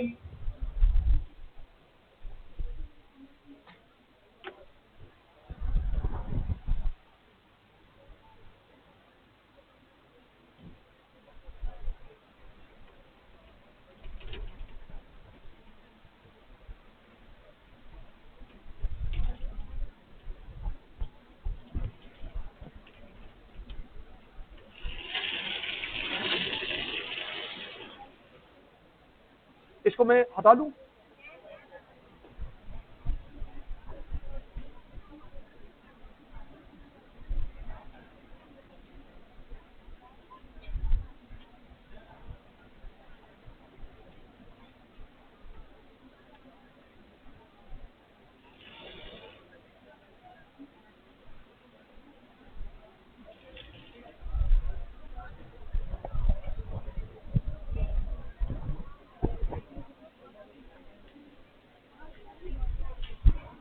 अच्छा प्लीज होल्ड ऑन, प्लीज बात ना करें। अच्छा हमने 130 ना 140 की तरफ आते हैं प्लीज। 140 में आपसे एक सवाल पूछा गया कि आप बताएं which of the following statement about potential energy is true, कौन सा इसमें ट्रू होगा। It depends on the direction of motion, it can be negative, it is always equal to kinetic energy, it's a vector quantity. अच्छा इसको समझने के लिए थोड़ा सा आप इन ऑप्शंस पे जब डिस्कशन करते हैं कि ऑप्शंस कौन सा इसमें करेक्ट होगा कौन सा रॉन्ग होगा। मैं ऑप्शन नंबर डी से स्टार्ट करता हूँ। पोटेंशियल एनर्जी, देखिए जितनी भी एनर्जीज होती है सारी स्केलर होती है, तो वेक्टर तो नहीं है, ये गलत है। अच्छा अगर ये वेक्टर नहीं है तो फिर ऑप्शन ए पर भी आ जाए, इट डिपेंड्स ऑन डायरेक्शन, तो अगर ये वेक्टर नहीं तो ये डायरेक्शन पर भी डिपेंड नहीं करेगा, तो ए और डी तो चला गया। अब आते हैं सी और बी पे आते हैं। अच्छा सी में पहले सी को डिस्कस करते हैं। सी में है कि it is always equal to kinetic energy. एक बात याद रखिए, अगर आपके पास आइडियल केस है, आइडियल मतलब कि एक बॉडी को आप नीचे से ऊपर थ्रो करेंगे तो काइनेटिक को कन्वर्ट होगी किसमें, लेकिन ऑलवेज, ऑलवेज का मतलब क्या हमेशा ऐसा होगा? No, there is air resistance. तो एयर रेजिस्टेंस की वजह से जब भी आप एक बॉडी को ऊपर की तरफ थ्रो करेंगे तो काइनेटिक एनर्जी सारी की सारी पोटेंशियल में कन्वर्ट नहीं होगी। तो मतलब ये ऑप्शन भी गलत है। फिर आते हैं next one, it can be negative. Yes, potential energy negative हो सकती है। वर्क हम डन हम कर रहे तो वर्क डन जहां पर फोर्स और डिस्प्लेसमेंट ऑपोजिट होंगे तो वहां पर वर्क डन क्या होगा? नेगेटिव होगा। और पोटेंशियल एनर्जी, बात याद है कि most of the time potential energy negative ही होती है, स्टोर्ड फॉर्म ऑफ एनर्जी को रिप्रेजेंट करता है। तो yes, that's the correct option. अच्छा ओके, समझ आ गया आपको? इसमें आपको मैंने बताया कि दूसरे ऑप्शन क्यों गलत है, अगर हम वो समझ ले तो फिर हमें ज्यादा समझ आ जाएगा। सबको क्लियर है? That's great. नाउ 141 पे आ जाए, the transfer of potential energy to kinetic energy and vice versa due to. अच्छा, ये फ्रिक्शन की वजह से, एयर रेजिस्टेंस, इलास्टिक कोलिजन या फोर्स ऑफ ग्रेविटी। देखिए ना, अगर आप एक बॉडी को ऊपर से नीचे गिराते हैं, who is pulling this body? Gravity. आप नीचे से ऊपर की तरफ इसको प्रोजेक्ट करते हैं तो फिर भी इसकी वेलोसिटी को कौन डिक्रीज करता है? तो मतलब कि gravity is responsible for the conversion of potential to kinetic and kinetic to potential. बिल्कुल ठीक है, दैट इज द ऑप्शन। ठीक ठीक है। 141 पे आ जाते हैं। अच्छा 141 पे, 142 पे सॉरी, द रिलेशनशिप। अच्छा, ये आपको मैंने स्टार्ट में बताया है कि मैकेनिकल एनर्जीज में सम ऑफ काइनेटिक और पोटेंशियल एनर्जी क्या होंगे, और आपको मैंने एक अच्छे से एग्जांपल दिया पेंडुलम का, जिसमें दोनों इंटरकन्वर्टिबल होते हैं। बिल्कुल ठीक है। Next one 143, if two objects have same momentum the object with greater kinetic energy will be. अच्छा, ये देखिए, इट्स अ वेरी इंटरेस्टिंग। देखिए, you should know inter relation between kinetic energy and momentum, फिर आपको ये समझ आ जाएगा। तो लुक एट हियर, इसको जरा डिस्कस करते हैं। वी नो दिस के काइनेटिक एनर्जी हमारे पास क्या होती है? Half m we square. Is it clear? अच्छा, अगर आप एक काम करें, अगर आप यहाँ पर एक मास को मल्टीप्लाई करें और एक को डिवाइड करें, इसको मैथ्स की जादूगरी कहते हैं ना, कि आपने कुछ नहीं किया। मैथ्स वाले बड़े इनोसेंट बंदे, हमने तो कुछ नहीं किया, ऊपर एक मल्टीप्लाई कर एक डिवाइड कर, हमने काम बड़ा कुछ कर जाते हैं। फिर बता दें कुछ किया नहीं, क्यों नहीं किया? वो कहते हैं इसको फिर डिवाइड करो, आंसर क्या होगा? 1 होगा। तो 1 मीन कुछ भी नहीं, लेकिन काम बड़े वो निकाल लेते हैं। कैसे निकालते हैं? देखिए जरा, इस मास को इससे मल्टीप्लाई करें, क्या होगा? Divide by 2m। अच्छा, no what is momentum? Mass into velocity. तो इस पे यहाँ पर p square divide by 2m। That's a very interesting equation. और ये is equal to p square divide by 2m, ये ईटा का बड़ा फेवरेट है। जब भी ईटा का पास्ट पेपर आप उठाए ना, तो आपको इस इक्वेशन पे कोई ना कोई एमसीक्यू जरूर नजर आएगा, हर साल नजर आएगा। तो इस इक्वेशन को जरा ऐसे इग्नोर ना करें, इसको जरा प्यार मोहब्बत से देखें, क्योंकि अगर आप इसको अगर आप प्यार मोहब्बत अब नहीं करेंगे ना, तो फिर ईटा के दिन आपको ये फिर बताएगा कि इसमें क्या है। तो ये बड़ा आसान है और इसको ग्रैब करें। अच्छा सुनिए प्लीज, इस इक्वेशन में अगर आप चेक करें तो इस वक्त एमसीक्यू आपका ये है कि two objects have same momentum. देखिए ना, वो कह रहे कि मोमेंटम को क्या करो? कांस्टेंट करो। तो एनर्जी और मास का ताल्लुक क्या होगा? इसका मतलब ये है कि जिसका मास कम होगा उसकी एनर्जी, देखिए जिसका मास कम होगा उसकी काइनेटिक एनर्जी। तो ये आपका कौन सा ऑप्शन हो जाएगा? एग्जैक्टली एमसीक्यू नंबर 143 है, और ऑप्शन कौन सा होगा? Good, option number B for ball. अच्छा, फिर 144 पे आ जाते हैं। 144, if both mass and velocity are double then percentage increase in kinetic energy. अच्छा देखिए, ये बड़ा आसान है। इस तरह के न्यूमेरिकल्स मैं आपको तरीका बता देता हूं, आप इसको खुद करें। परसेंटेज इंक्रीज आपने अपने क्लास में पढ़ा होगा, काफी डिटेल से पढ़ा होगा। परसेंटेज की जो वैल्यूज होती है, जब हम कहते हैं परसेंटेज इंक्रीज, तो इसका मतलब ये होता है कि 100 से कितना ज्यादा है, और जब हम परसेंटेज डिक्रीज तो 100 से कितना कम। बस ये आपने ध्यान में याद रखना है। तो चलो आप एमसीक्यू को ट्राई करते हैं और यह मैं आपको समझाता हूं। MCQ number 144। 144 में वो कह रहा है कि अगर आप क्या करें, शाबाश बताएं मुझे, वेलोसिटी को एग्जैक्टली आप मास को भी डबल कर दें और वेलोसिटी को भी डबल कर दें, तो बताएं काइनेटिक एनर्जी पे कितना फर्क पड़ेगा। तो look at here again, that is half m we square. I told you के don't bother about the half, ये इक्वेशन का हाफ है, ठीक है ना। इसको इंटरप्रेट ना करें, इसको चेंज ना करें, तो इसको सिंपल जरा कर लेते हैं। देखिए ना, चलो मैं प्रोपोर्शन साइन लगा लेता हूं। मास की न्यूमेरिकल वैल्यू क्या है? 2 है। वेलोसिटी की वैल्यू क्या है? 2 स्क्वायर क्या होगा? 4। इससे वैल्यू न्यूमेरिकल वैल्यू क्या आएगी? अच्छा 8 जो न्यूमेरिकल वैल्यूज है 8, इट्स इक्वल टू 800% होता है। ये कैसे 800% होता है? देखिए ना, परसेंट का मतलब क्या होता है? Something out of 100। तो 800% का मतलब ये होता है कि देखिए ना, 800 आउट ऑफ 100, तो इसको डिवाइड का आंसर फिर क्या आएगा? तो आई कैन राइट हियर कि 8 इज इक्वल टू 800%। इसका मतलब ये है कि जब आप मास को डबल करते हैं और वेलोसिटी को भी डबल करते हैं तो काइनेटिक एनर्जी की वैल्यू क्या हो जाएगी? 800% हो जाएगी। लेकिन the answer is not this one. सवाल ये कि ये परसेंटेज इंक्रीज कितना है। तो इंक्रीज के लिए आपको मैंने बताया कि 100 में कितना इजाफा हुआ है। परसेंटेज इंक्रीज का हमेशा मतलब ये होता है कि 100 में से कितना इजाफा हुआ है। तो आप खुद बताएं कि 100 अगर 800 हो तो 100 से कितना ज्यादा है? 700। तो आपका ऑप्शन जो है दैट इज एग्जैक्टली 700%। एग्जैक्ट आप यूं लिख सकते हैं कि 700 प्लस 100। तो ये 100 से 700% ज्यादा है। तो इंक्रीज जो आया वो 700% है। तो that is the answer option number D. अच्छा फिर आ जाए एमसीक्यू नंबर 145 पे आ जाए। MCQ number 145, if the momentum is increased by 40% then percentage increase in kinetic energy। अच्छा देखिए ये परसेंटेज इंक्रीज डिक्रीज ये ईटा का बड़ा फेवरेट है। हर साल इस पे एक सवाल आ जाता है। इसमें दो किस्म के कंसेप्ट होते हैं, ये याद रखिए। ये इसके जनरल कंसेप्ट आपको मैं समझा लेता हूँ। देखिए एक कंसेप्ट आपका ये होता है ना परसेंटेज इंक्रीज के लिए और सर परसेंटेज डिक्रीज के लिए। एक तो सिंपल कंसेप्ट होता है फॉर एग्जांपल कि x is proportion to y square. यानी ये सब नहीं कि x is proportion to y। अगर इस तरह है तो फिर तो बड़ा सिंपल है। फॉर एग्जांपल ना momentum p is equal to mv। इफ देखें यहाँ पर अगर आप देखें तो मोमेंटम और वेलोसिटी का ताल्लुक क्या है?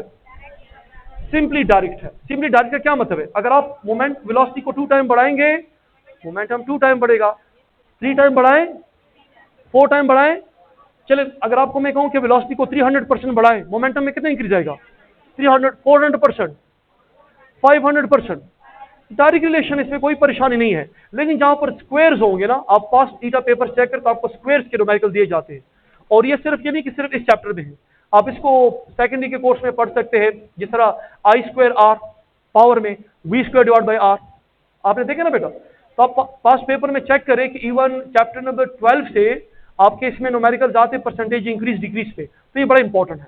तो इसका एक कंसेप्ट आपने स्क्वायर के लिए करना है, फॉर द स्क्वायर वन। तो स्क्वायर वन के लिए आप सिंपल रूल ऑफ थंब आपको सर ने भी पढ़ा होगा, मैं सिंपल इसको लिख देता हूं कि जो परसेंटेज इंक्रीज आपका होता है एन, आप simply 2n plus n square divide by 100। देखिए एन इसमें क्या, एन आपकी जो परसेंटेज वैल्यू है, एन आपकी परसेंटेज वैल्यू है, एन आपकी परसेंटेज वैल्यू है। इसमें सिर्फ वैल्यू पुट करें आप परसेंटेज इंक्रीज को फाइंड कर सकते हैं। और डिक्रीज पर कैसे करेंगे? आप सिर्फ इसको क्या करें, माइनस कर दें। तो देखिए 2n minus n square divide by 100, this is for the decrease and this is for the increase. अब आप समझ आपको आ रहा है? अब चलिए इसलिए न्यूमेरिकल में इसमें सॉल्व कर लेता हूं। Numerical number 145, yes 145। आप चेक करें कि अगर हमने वेलोसिटी मोमेंटम को इंक्रीज किया बाय 40%, आपने मोमेंटम को इंक्रीज किया कितने परसेंट? तो बताए एनर्जी। तो देखिए एनर्जी और मोमेंटम का ताल्लुक क्या है? डायरेक्ट एंड स्क्वायर टाइम है। देखिए डायरेक्ट तो है लेकिन स्क्वायर टाइम है। तो आपने किसी क्वेश्चन को यूज करना होगा। देखिए ना ये स्क्वायर टाइम के लिए इक्वेशन, इंक्रीज के लिए क्या करना होगा? 2n plus n square divide by, तो n आपके साथ क्या है? परसेंटेज है। तो आप करें इसको जरा, मुझे बताया शाबाश इस वक्त परसेंटेज कितना है? तो 2 मल्टीप्लाई 40% प्लस कर दी इसको। यहां पर 40 का स्क्वायर, देखिए ना स्क्वायर का मतलब राइट है 2 टाइम्स। स्क्वायर अगर आपको मुश्किल लगता है ना तो परेशान ना हो, आप क्या करें 40 मल्टीप्लाई 2 टाइम लिख दे। और मत की बात यह है कि नीचे इसके क्या आ रहा है, तो दोनों को डिवाइड करें 0 0, ये क्या हो जाएगा 4 दा, दैट्स बिकम 80% प्लस 16%। तो आंसर क्या आएगा? 96% इंक्रीज आएगा। For this numerical if you increase the momentum by 40%, तो what will be the increase in the energy? That will be 96%। अब आपको जो भी न्यूमेरिकल मिले घर जाके इसकी बड़ी प्रैक्टिस करें। For example if I ask you, listen please carefully, if I ask you कि आपने इसको 15% से बढ़ाया, किससे? मोमेंटम को 15% से बढ़ाया, तो आप क्या करेंगे? 2 मल्टीप्लाई 15, 15 मल्टीप्लाई 2, ये 30 हो जाएगा। 15 इंटू 15 225 होगा। 225 डिवाइड बाय 100 2 पॉइंट समथिंग। तो यहां पर क्या आएगा 30 एंड 2, तो 32% इंक्रीज आएगा। आप समझ रहे हैं? एक न्यूमेरिकल आप ट्राई करें मेरे साथ, अभी ट्राई करें।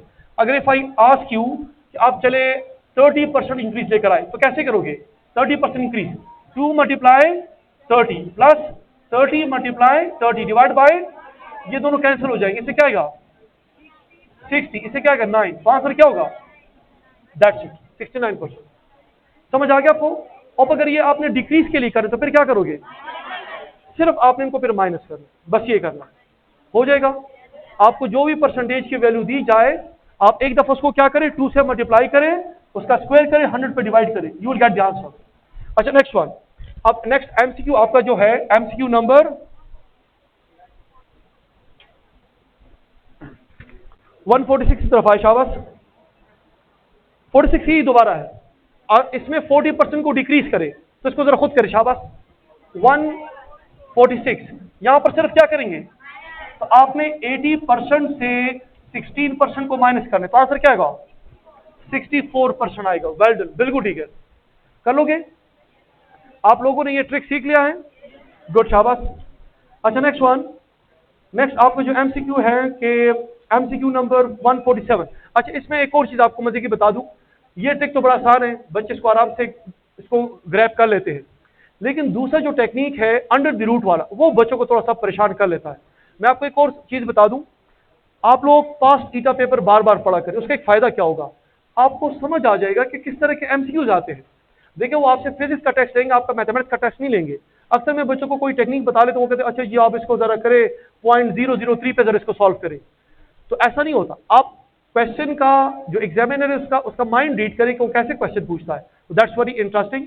अंडर द रूट में मैं कुछ क्वेश्चन ट्राई करता हूँ और आपको अंडर द रूट्स के तरीके बताता हूँ, इसको आप कैसे करेंगे जी प्लीज।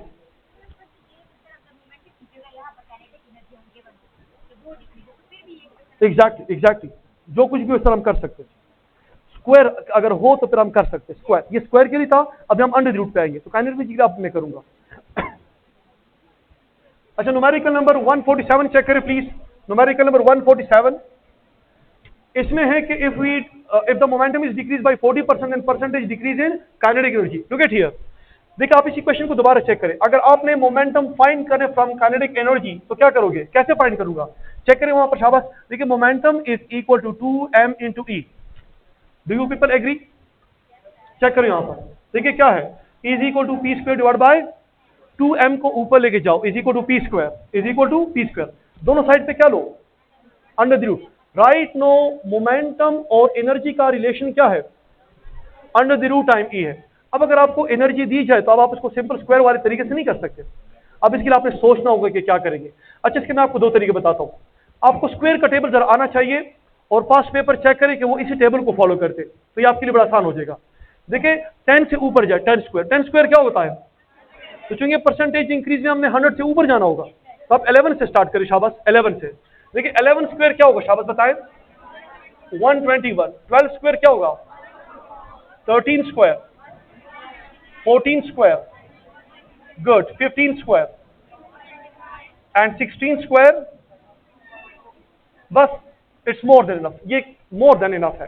अच्छा अब इसमें जो एमसीक्यू आएगा ना वो किस तरह का आएगा, ये एमसीक्यूज भी मैं आपको बता देता हूँ, आप पास पेपर चेक करें, अगर इस पे जब भी एमसीक्यू आएगा इसी कंटेक्स्ट से वो आपको लेके देंगे, क्यों ये पैटर्न बनता है, वो एक पैटर्न को फॉलो करेंगे, वो जालिम तो नहीं होंगे कि आपको कोई मुश्किल से एमसीक्यू देगा। एमसीक्यू कैसे होगा, एमसीक्यू ऐसा होगा, फॉर एग्जाम्पल चेक करें, मैं यहाँ पर कोई एमसीक्यू लिखता हूँ कि फॉर एग्जाम्पल आपने एनर्जी को इंक्रीज किया हाउ मच परसेंट, 21%, किसे इंक्रीज किया, तो 21% इंक्रीज कितना होता है, 100 में से 21 को प्लस कर दो, कितना होगा, ये 121 बन जाएगा, ये 121% बन जाएगा। देखिए ना परसेंटेज इंक्रीज का मतलब क्या होता है कि 100 में से इजाफा कर दो, तो अगर आपको मैं कहूंगा कि 21% इंक्रीज लेकर आओ तो इसकी न्यूमेरिकल वैल्यू क्या हो जाएगी, इस तरह। इसके लिए कितना इंक्रीज हमें लाना होगा, इंक्रीज कितना लाना होगा, 44% इंक्रीज। अगर आपको पूछे कि यहां पर एनर्जी में 21% इंक्रीज लेकर आए तो एनर्जी की नई वैल्यू क्या होगी, 121%। एनर्जी में 44% इंक्रीज लेकर आए तो 144। इसके लिए सवाल क्या होगा, शाबाश बताए, यस 69% इंक्रीज लेकर आए, इसके लिए 25 नहीं, 100 से कितना ज्यादा है, 1 एग्जैक्टली। अगर आपने एनर्जी को इंक्रीज किया 125% से तो वैल्यू क्या बन जाएगी, 225 बन जाएगी, ठीक है ना। इसके लिए इंक्रीज कितना लाना होगा, एग्जैक्टली दैट इज 156% इंक्रीज होना। अब मेरी बात समझ रहे हैं। अच्छा अब देखिए इसका न्यूमेरिकल पर आप लोग सॉल्व कैसे करेंगे। अगर आपसे पूछा जाए कि एनर्जी को आपने 21% इंक्रीज किया तो न्यू एनर्जी की वैल्यू क्या होगी, तो अब आप यहां पर चेक करें, ये 121% हो जाएगा। 121% का मतलब क्या होता है, 1 पॉइंट, देखिए परसेंट का मतलब होता है समथिंग आउट ऑफ 100, ये है ना, तो इट बिकम 1.21, ये 1.21 बन जाएगा। देखिए 121% ये तो परसेंटेज वैल्यू है, इसकी न्यूमेरिकल वैल्यू क्या होगी, यानी 121 आउट ऑफ 100, तो इसकी वैल्यू हो जाएगी 1.21। अब आप इसका अंडर द रूट ले, सिंपल अंडर द रूट ले इसका, अगर आप इसका अंडर द रूट ले, इसका आंसर क्या आएगा 11, तो इसका आंसर सिंपल आ जाएगा। देखिए ना मोमेंटम के लिए इसका आंसर होगा 1.1, 11 है ना, तो पॉइंट यहां पर अगर ये 1.21 है तो इसका आंसर होगा 1.1 हो जाएगा। अब मेरी बात समझ रहे हैं? अच्छा, अब अगर ये 1.1 इसकी न्यूमेरिकल वैल्यू है तो परसेंटेज में कितनी होगी, 100 से मल्टीप्लाई करें। देखिए 1.1 मल्टीप्लाई 100, ये क्या होगा 110%, तो 100 से कितना ज्यादा है, तो इंक्रीज। देखिए अगर आपने एनर्जी को 21% इंक्रीज किया तो मोमेंटम में जो इंक्रीज आएगा वो आएगा 10%। आप परेशान ना हो, आप सब इससे माहिर हो जाएंगे, लेकिन इसको थोड़ा सा जरा तवज्जो दें। मैं दोबारा कर देता हूं, ये बिल्कुल मुश्किल नहीं है, इसमें एक न्यूमेरिकल को मैं जरा काफी डिटेल में सॉल्व कर लेता हूं। देखिए दोबारा जरा चेक करें प्लीज, मैं इस एक न्यूमेरिकल को डिटेल में सॉल्व कर लेता हूं, लेकिन आपको ये चीज पहले कुछ समझ आनी चाहिए कि अगर आपको मैं कहूं फॉर एग्जाम्पल 136%, ये आपके साथ ये परसेंटेज वैल्यू है, ये कौन सी वैल्यू है, अच्छा इसकी न्यूमेरिकल वैल्यू क्या होगी, न्यूमेरिकल वैल्यू। देखिए परसेंटेज का मतलब ये होता है समथिंग आउट ऑफ, इसको 100 पे डिवाइड करें, इसको 100 पे, तो इसको जब 100 पे डिवाइड करोगे तो आंसर क्या आएगा 136% डिवाइड बाय इसकी 1.36 होगी, ये इसकी न्यूमेरिकल वैल्यू होगी। Is it clear? अब सुने जरा, अगर आपके साथ न्यूमेरिकल वैल्यू 1.36 है तो इसका परसेंटेज कितना होगा, और अगर 136 ये परसेंटेज, इसकी न्यूमेरिकल वैल्यू 1.36 है, ये इंटर कन्वर्टेबल है। You understand? समझ आ गया कि नहीं? सबको क्लियर है?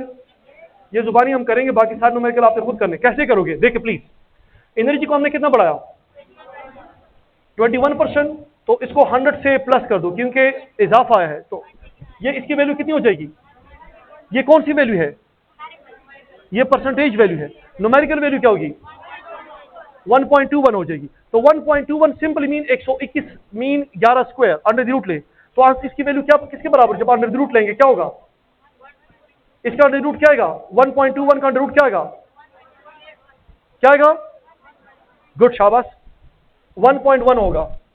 देखिए इसको मैं यहां पर कर लेता हूं, आप परेशान ना हो, इसकी जरा प्रैक्टिस कर लेते हैं, आपको समझ आ जाएगा। देखिए momentum is proportion to energy, आपने एनर्जी को 1.12 कर दिया, इसको सॉल्व किया तो इसकी वैल्यू क्या 1.1, इसका परसेंटेज कितना होगा 110 होगा, तो इंक्रीज कितना है, इंक्रीज आया है 10%, वेल डन। अच्छा अब दूसरा कर लेते हैं, इफ आई आस्क यू कि आप एनर्जी को 44% बढ़ा दें, कितना बढ़ा दें, तो इसकी परसेंटेज वैल्यू कितनी होगी, परसेंटेज इंक्रीज कितना आएगा, देखिए ना 100 पे से तो 144, तो इसकी न्यूमेरिकल वैल्यू क्या होगी 1.4, इसका अंडर रूट लेंगे तो क्या आंसर होगा, देखिए ये 1.44 निकाले तो 1.2 की परसेंटेज वैल्यू क्या होगी, तो परसेंटेज कितना आएगा 20% इंक्रीज। समझ आ गया आपको? चलिए अगर आपसे पूछा जाए कि 69% इंक्रीज है तो इसका परसेंटेज इंक्रीज कितना आएगा 196%, तो ये इसकी न्यूमेरिकल वैल्यू क्या होगी, अगर इसका मैं अंडर द रूट लूंगा तो वैल्यू क्या आएगा, एग्जैक्टली देखिए ना 1.96 का अंडर द रूट 1.4, तो इसकी परसेंटेज वैल्यू क्या होगी 140%, तो इंक्रीज कितना आएगा 40% इंक्रीज आएगा। You understand the story? ये 2-3 वैल्यूज आप याद रखें, ये बिल्कुल आप जुबानी इसको कर सकते हैं अगर आपको ये समझ आ जाए। अगर किसी को प्रॉब्लम है दोबारा बता लेता हूं, अदरवाइज मैं आगे जाना चाहता हूं। समझ आ गया आपको? तो look at the numerical, check करें please. If we increase the kinetic energy by 69%, the percentage increase in momentum, देखिए ना 69%, देखिए चेक करें 69% इंक्रीज का मतलब क्या है कि नई वैल्यू क्या हो जाएगी 196%, तो ये इसकी न्यूमेरिकल वैल्यू 1 पॉइंट, आप इस 196 का अंडर रूट क्या होगा 1.96 का अंडर रूट क्या होगा 1.4, और इसकी अगर हम अब दोबारा करें, और सॉरी हम ये कर रहे हैं, आई एम सॉरी, देखिए 69% इंक्रीज है, दैट इज हियर, सॉरी ये है बिल्कुल, तो ये 169 होगा 1.69, यहां पर आप 1.69 का अगर आप स्क्वायर लेंगे 1.69, तो दैट्स 1.3, परसेंटेज क्या होगा ये 130% होगा, तो इंक्रीज कितना है, दैट्स गुड शाबाश। Okay, next one, 148. If kinetic energy is decreased by 36%, then percentage decrease in momentum. अच्छा एक बात सुने, परसेंटेज इंक्रीज का मतलब क्या था? 100 में से कितना इजाफा हुआ है, डिक्रीज का मतलब क्या है? एग्जैक्ट 100 में से कितनी, 100 में से कितनी कमी हुई है? तब वो जरा चेक कर लेते हैं जरा, अब जरा वो चेक कर लेते हैं, देखिए जरा प्लीज। अच्छा आप लोगों ने इस टेबल को, आप लोगों ने इस टेबल को नहीं भूलना, अच्छा चेक करें प्लीज, बल्कि इसको जरा मैं साइड पे चलो कर लेता हूं। इक्वेशन आपका यही दोबारा है कि P is equal to under 2m E। अच्छा वो कह रहे कि आपने एनर्जी को कितना 36%, देखिए 36% डिक्रीज कर दे, मतलब कि 100 माइनस 36%, वैल्यू क्या होगी? 64% होगी। ये परसेंटेज वैल्यू है। इसकी न्यूमेरिकल वैल्यू कितनी होगी? 100 पे डिवाइड करें, शाबाश, 100 पे become 6.4, that is the numerical value. अब देखें, सॉरी, इट बिकम 0.64, एग्जैक्टली 0.64। तो देखिए P is proportion to under the root E, शाबाश। इसका यहां पर अगर हम 0.64 का अंडर द रूट लेंगे, become 0.8। 0.8 is the numerical value. इसका परसेंटेज कितना होगा? 100 से मल्टीप्लाई करें, एग्जैक्टली आप इसको 100 से मल्टीप्लाई कर दे तो that's become how much? It's become 80%। अच्छा 80% is the value of the momentum. Decrease कितना है? 100 से कितना कम हुआ है? देखिए परसेंटेज इंक्रीज में हम ये चेक करते हैं कि 100 से कितना बड़ा है, तो वहां से हम 100 निकालते। अब यहां पर देखिए 100 से कितना कम हुआ है, तो कितना डिक्रीज आया है? Exactly you can write here कि 100 minus 80 is equal to 20%, that is your answer. ये आपका आंसर है। समझ आ गया आपको? बेटर। अच्छा 149 की तरफ आ जाए, शाबाश। A body of mass 1 kg is being acted upon a force of 4 Newton such that attains a momentum of 8 kilogram meter per second. What is the kinetic energy? अच्छा इट्स वेरी सिंपल, आप इसको solve कर सकते हैं इसी concept पे। It's MCQ number 149। E is equal to P square divided by 2m. Can you tell me the value of the momentum? Value of momentum कितनी है? 8 स्क्वायर क्या होगा? 2। मास कितना है? 1। तो आंसर कितना आएगा? 32 जाउल्स, दैट्स द आंसर। आपको समझ आ गया? It's a simple momentum mass relation. तो values given, just plug the values and get the answer. अच्छा नेक्स्ट वन, नेक्स्ट है कि a proton and a neutron and alpha particle are moving with same momentum, which of the following have high kinetic energy? सुनिए please, इसी question को गौर से note करें। अगर आपको ये गिवन हो कि आपके साथ मोमेंटम कांस्टेंट है, if momentum is constant, look at here, अगर मोमेंटम कांस्टेंट है तो एनर्जी और मास का ताल्लुक क्या होगा? एग्जैक्टली 150 में energy and mass are inverse related. अगर आपको 3 पार्टिकल गिवन हो, प्रोटॉन, अल्फा एंड न्यूट्रॉन, इन सब में सबसे छोटा मास किसका है? हाँ, प्रोटॉन का मास कम होता है, न्यूट्रॉन का मास थोड़ा सा ज्यादा होता है, और अल्फा का मास इन सबसे ज्यादा होता है। तो इसका मतलब है कि जिसका मास सबसे कम होगा उसकी एनर्जी क्या होगी? तो वो प्रोटॉन है। अच्छा प्लीज, फिर 151 में फिर ये है कि उसमें आपको कहा गया कि प्रोटॉन, न्यूट्रॉन और अल्फा पार्टिकल, इनकी एनर्जी सेम है। क्या सेम है? एग्जैक्टली। अब देखिए आप एनर्जी को यहां पर कांस्टेंट करो, जब एनर्जी को कांस्टेंट करोगे ना तो आपका फिर देखिए ना 2m इंटू पी स्क्वायर, तो मास और मोमेंटम का ताल्लुक क्या होगा? हाँ, अगर एनर्जी कांस्टेंट हो जाए तो फिर मास और मोमेंटम का रिलेशन क्या होगा? इस वक्त अगर इन तीनों पार्टिकल के अगर एनर्जी सेम है तो मोमेंटम किसका ज्यादा होगा? तो मास किसका ज्यादा है? तो अल्फा है। बिल्कुल ठीक है, दैट्स गुड, शाबाश। 152 पे आ जाए। अच्छा प्लीज, ये बड़ा इंटरेस्टिंग एमसीक्यू है। इसमें आपको गिवन है कि बड़ा आसान है कि आपको गिवन है कि एक बॉडी है जिसका मास है 4 kg, यस, मास है 4 kg और इस पे हमने 12 न्यूटन फोर्स लगाया है।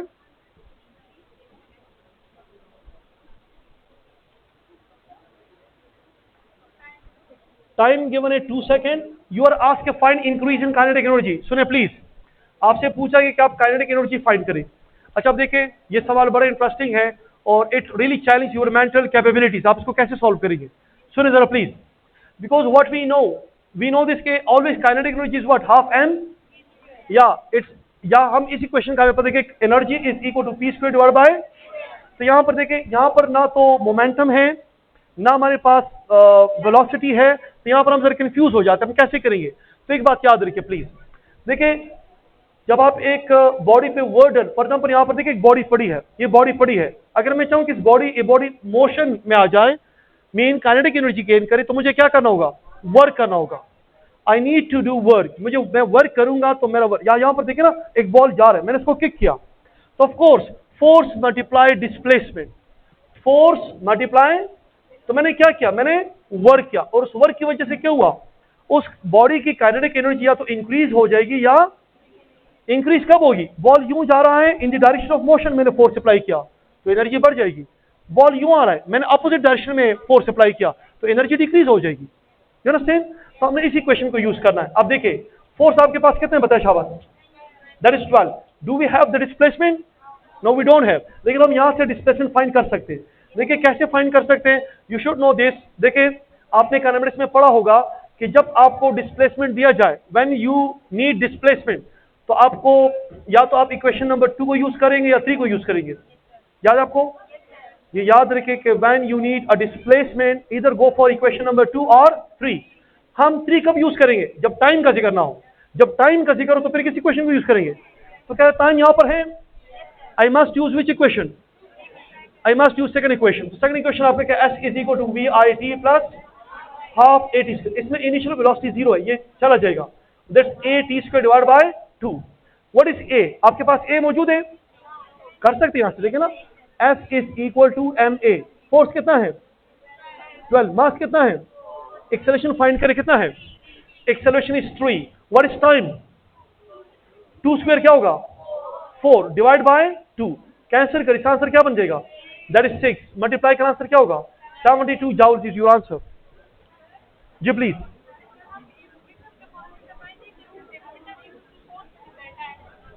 आप इसको करना चाहते हैं, सॉरी ट्राई करें जरा, कर लिया आज, ठीक यही आ रहा था, ठीक है डन, कर ले बेटा।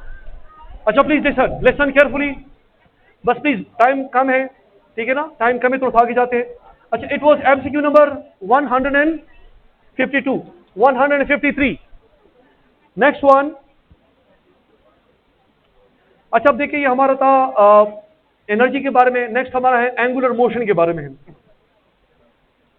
एमसीक्यू नंबर 153 है, angular displacement is a measure of, देखिए angular displacement is a measure of what, number 1 linear displacement covered by an object, no, linear displacement से हम इसको नहीं कर सकते। देखिए बेसिकली देखिए ना, लीनियर डिस्प्लेसमेंट और एंगुलर डिस्प्लेसमेंट में लॉजिकली क्या फर्क है, देखिए जरा, डिस्प्लेस का क्या मतलब होता है, डिस्प्लेस अपनी जगह तब्दील करना। For example if I am asked के आप मूव करें, तो मैं मूव कर रहा हूं, मैं डिस्प्लेस हो रहा हूं, जगह तब्दील कर रहा हूं, लेकिन किसके ऊपर, लाइन के ऊपर, तो this must be called as a linear displacement. ये क्या होगा, ये लीनियर डिस्प्लेसमेंट होगा। अगर एक बॉडी देखें ना, इस बॉडी को चेक करें, ये बॉडी स्ट्रेट जा रही है, इट्स कॉल्ड लीनियर डिस्प्लेसमेंट। लेकिन अगर ये बॉडी यूं जा रही है, ये क्या होगा, यहां पर देखिए क्या बन रहा है, एंगल बन रहा है। देखिए ना, अगर ये बॉडी ऐसी जा रही है ना ऐसे, तो यहां पर ये क्या ट्रेस कर रहा है, एंगल, आप समझ रहे इसको, तो we call it angular displacement. तो यहां पर चेक करें, इसके ऑप्शन चेक करें, option number D, change in angle of the object position, option number D. अच्छा ऑप्शन एमसीक्यू नंबर 154 जरा चेक करें, hour hand of a clock pointing 4 PM, that is angular displacement in radian is.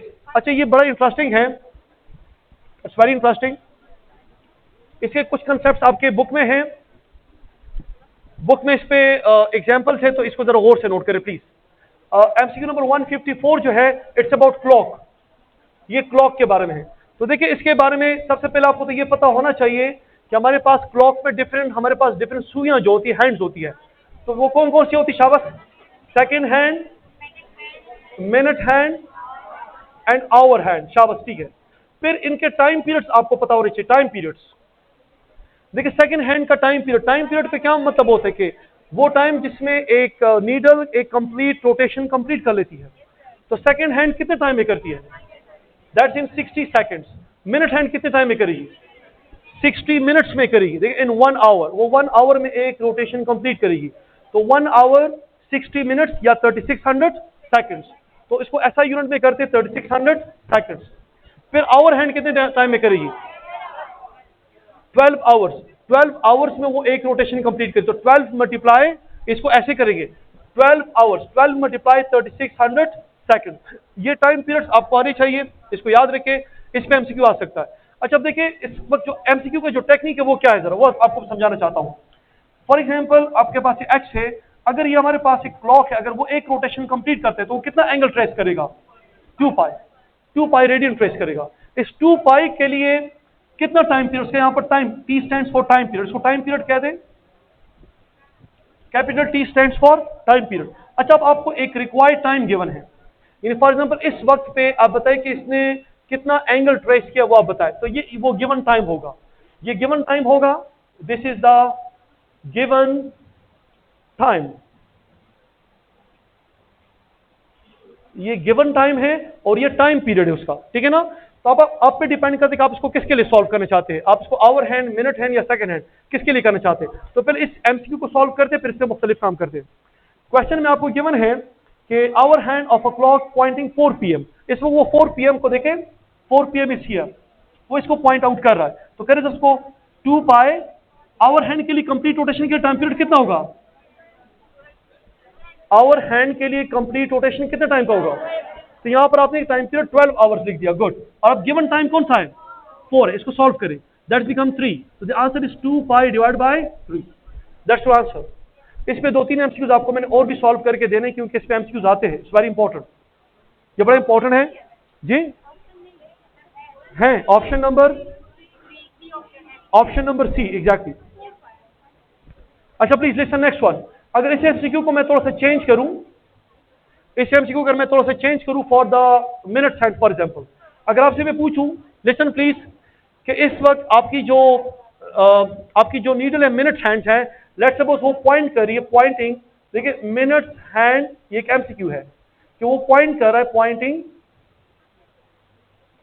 15 minutes, 15 minutes का आपको पता है कि वो already 3 को पॉइंट करेगा ना, तो 15 मिनट्स होगा, तो आप पता है कि उसने कितना एंगल ट्रेस किया होगा, तो आप उसको कैसे सॉल्व करेंगे? देखिए x is equal to 2 pi, time period minute hand का कितना होगा जी? ये आपका होगा, इसको मिनट्स में भी करें 60 मिनट्स होगा और 3600 सेकंड्स होगा। तो आप यहां पर चले मिनट्स में इसको करें 60 मिनट्स कर दे, मल्टीप्लाई, गिवन टाइम कितना है 15, इसको 15 कर, इसको कैंसिल कर दे, दैट बिकम 4, डिवाइड करें 5 divide by 2, that's the answer. Is it clear? Similarly आप इस पे कोई भी न्यूमेरिकल आप इससे सेकंड हैंड पर भी कर सकते हैं, क्लियर? आपने सिर्फ इसमें ये करें कि 2 पाई यहां पर टोटल टाइम पीरियड लिखना होगा, ये आपके टोटल टाइम पीरियड है, और यहां पर कोई भी गिवन टाइम आप सिर्फ प्लेस करें, you will get the answer. समझ आ गया आप सबको? गुड। अगर ये मिनट्स है, अगर ये मिनट्स में गिवन है तो इसको भी मिनट्स मिले, अगर ये सेकंड में तो ये भी सेकंड मिले, फिर यूनिट्स को सेम रखे, अगर यूनिट सेम है फिर आप नहीं कर सकते। गुड। अच्छा नेक्स्ट वन। अच्छा इसमें एक तो क्लॉक वाला न्यूमेरिकल है, दूसरा आपके बुक में अगर एक एग्जांपल है फर्स्ट ईयर के बुक में, वो पिज्जा के ऊपर है, आपने देखा है? तो इसमें एक एमसीक्यू मैंने पिज्जा का दिया हुआ है, इस वक्त आपको भी बुक लगी होगी, तो I am so sorry for that, लेकिन ये एमसीक्यू है, इसको जरा एमसीक्यू समझ ले, पिज्जा ना समझ ले इसको। अच्छा ओके, एमसीक्यू है एमसीक्यू नंबर 155 जी प्लीज।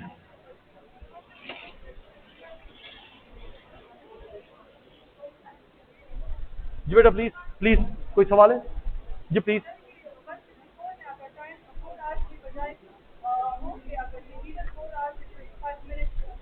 फिर भी यही करेंगे, सेम मेथड, 20 जो कुछ भी गिवन हो ना, मिनट्स नीचे फिर यूनिट सेम रखे एंड सॉल्व इट, कर सकते आप, फिर आवर तो नीचे नहीं, उसको मिनट्स में कन्वर्ट करना एंड डू इट। यस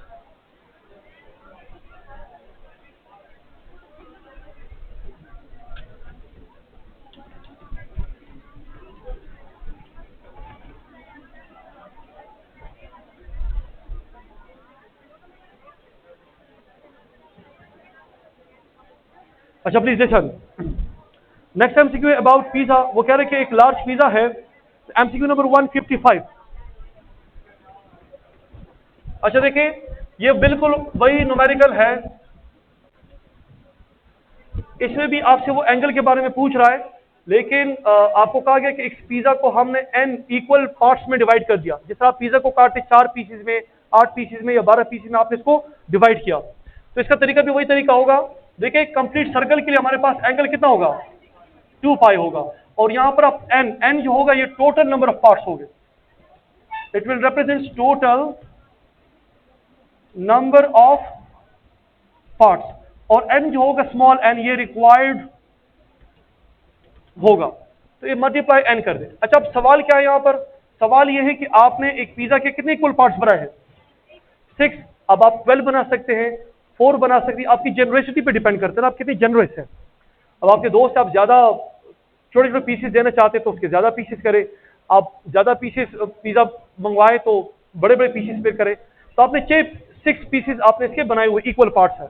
अब नेक्स्ट है कि हमजा ने 2 पीसेस इसकी खा लिए हैं, तो अगर 2 पीसेस हमजा खाएगा तो कितने पीसेस रह जाएंगे, तो वो कह रहे कि 4 पीसेस के लिए कितना एंगल होगा। तो हमने एन रिक्वायर्ड कितना होगा, 4 हो। इसमें वैल्यूज पुट कर x 2 pi multiply 4 divide by 6, तो इसको क्रॉस कर दे, दैट्स 3, 4 को ना क्रॉस करें, तो x is equal to 4 pi divide by 3।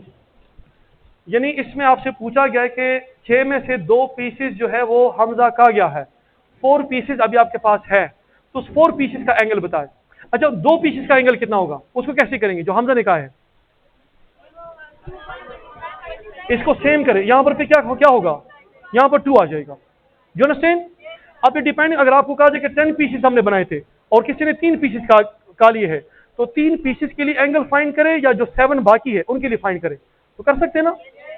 तो आपने इस इक्वेशन को फॉलो करना है, ठीक है ना। आपने इसको फॉलो कर जस्ट पुट द वैल्यूज, यहां पर टोटल नंबर ऑफ पीसेस होंगे और यहां पर रिक्वायर्ड, यानी जो रह गए हैं या जो वो कोई बंदा लेके गया है, ठीक है ना, डू इट। अच्छा नेक्स्ट वन 158 में, 2 wheels of different radii such that R1 R2 move with same distance, then their angular displacement is। अच्छा देखिए 156 जो है that's very simple, you know linear and angular relation s equal to। अच्छा अगर s constant हो जाए, आपको कहा गया कि 2 व्हील्स है उनके रेडियाई डिफरेंट है और वो डिस्टेंस सेम ट्रेवल करते हैं, तो r और थीटा का रिलेशन क्या होगा, अगर ये कांस्टेंट है तो r और थीटा का रिलेशन इनवर्स होगा। गुड, तो you can write here very clearly R1 and R2, R1 बड़ा है इससे, अगर R1 ज्यादा होगा तो थीटा क्या होगा, तो देखिए θ1 will be smaller than θ2, that is your answer. Because देखिए ना थीटा और r का रिलेशन क्या है, इनवर्स है। तो आप वेरी सिंपल आप क्या करें, थीटा और r, देखिए ना जिसका R1 जिसका r कम है उसका थीटा, जिसका r ज्यादा है उसका थीटा कम है, जिसका r कम है उसका थीटा ज्यादा होगा। जी प्लीज।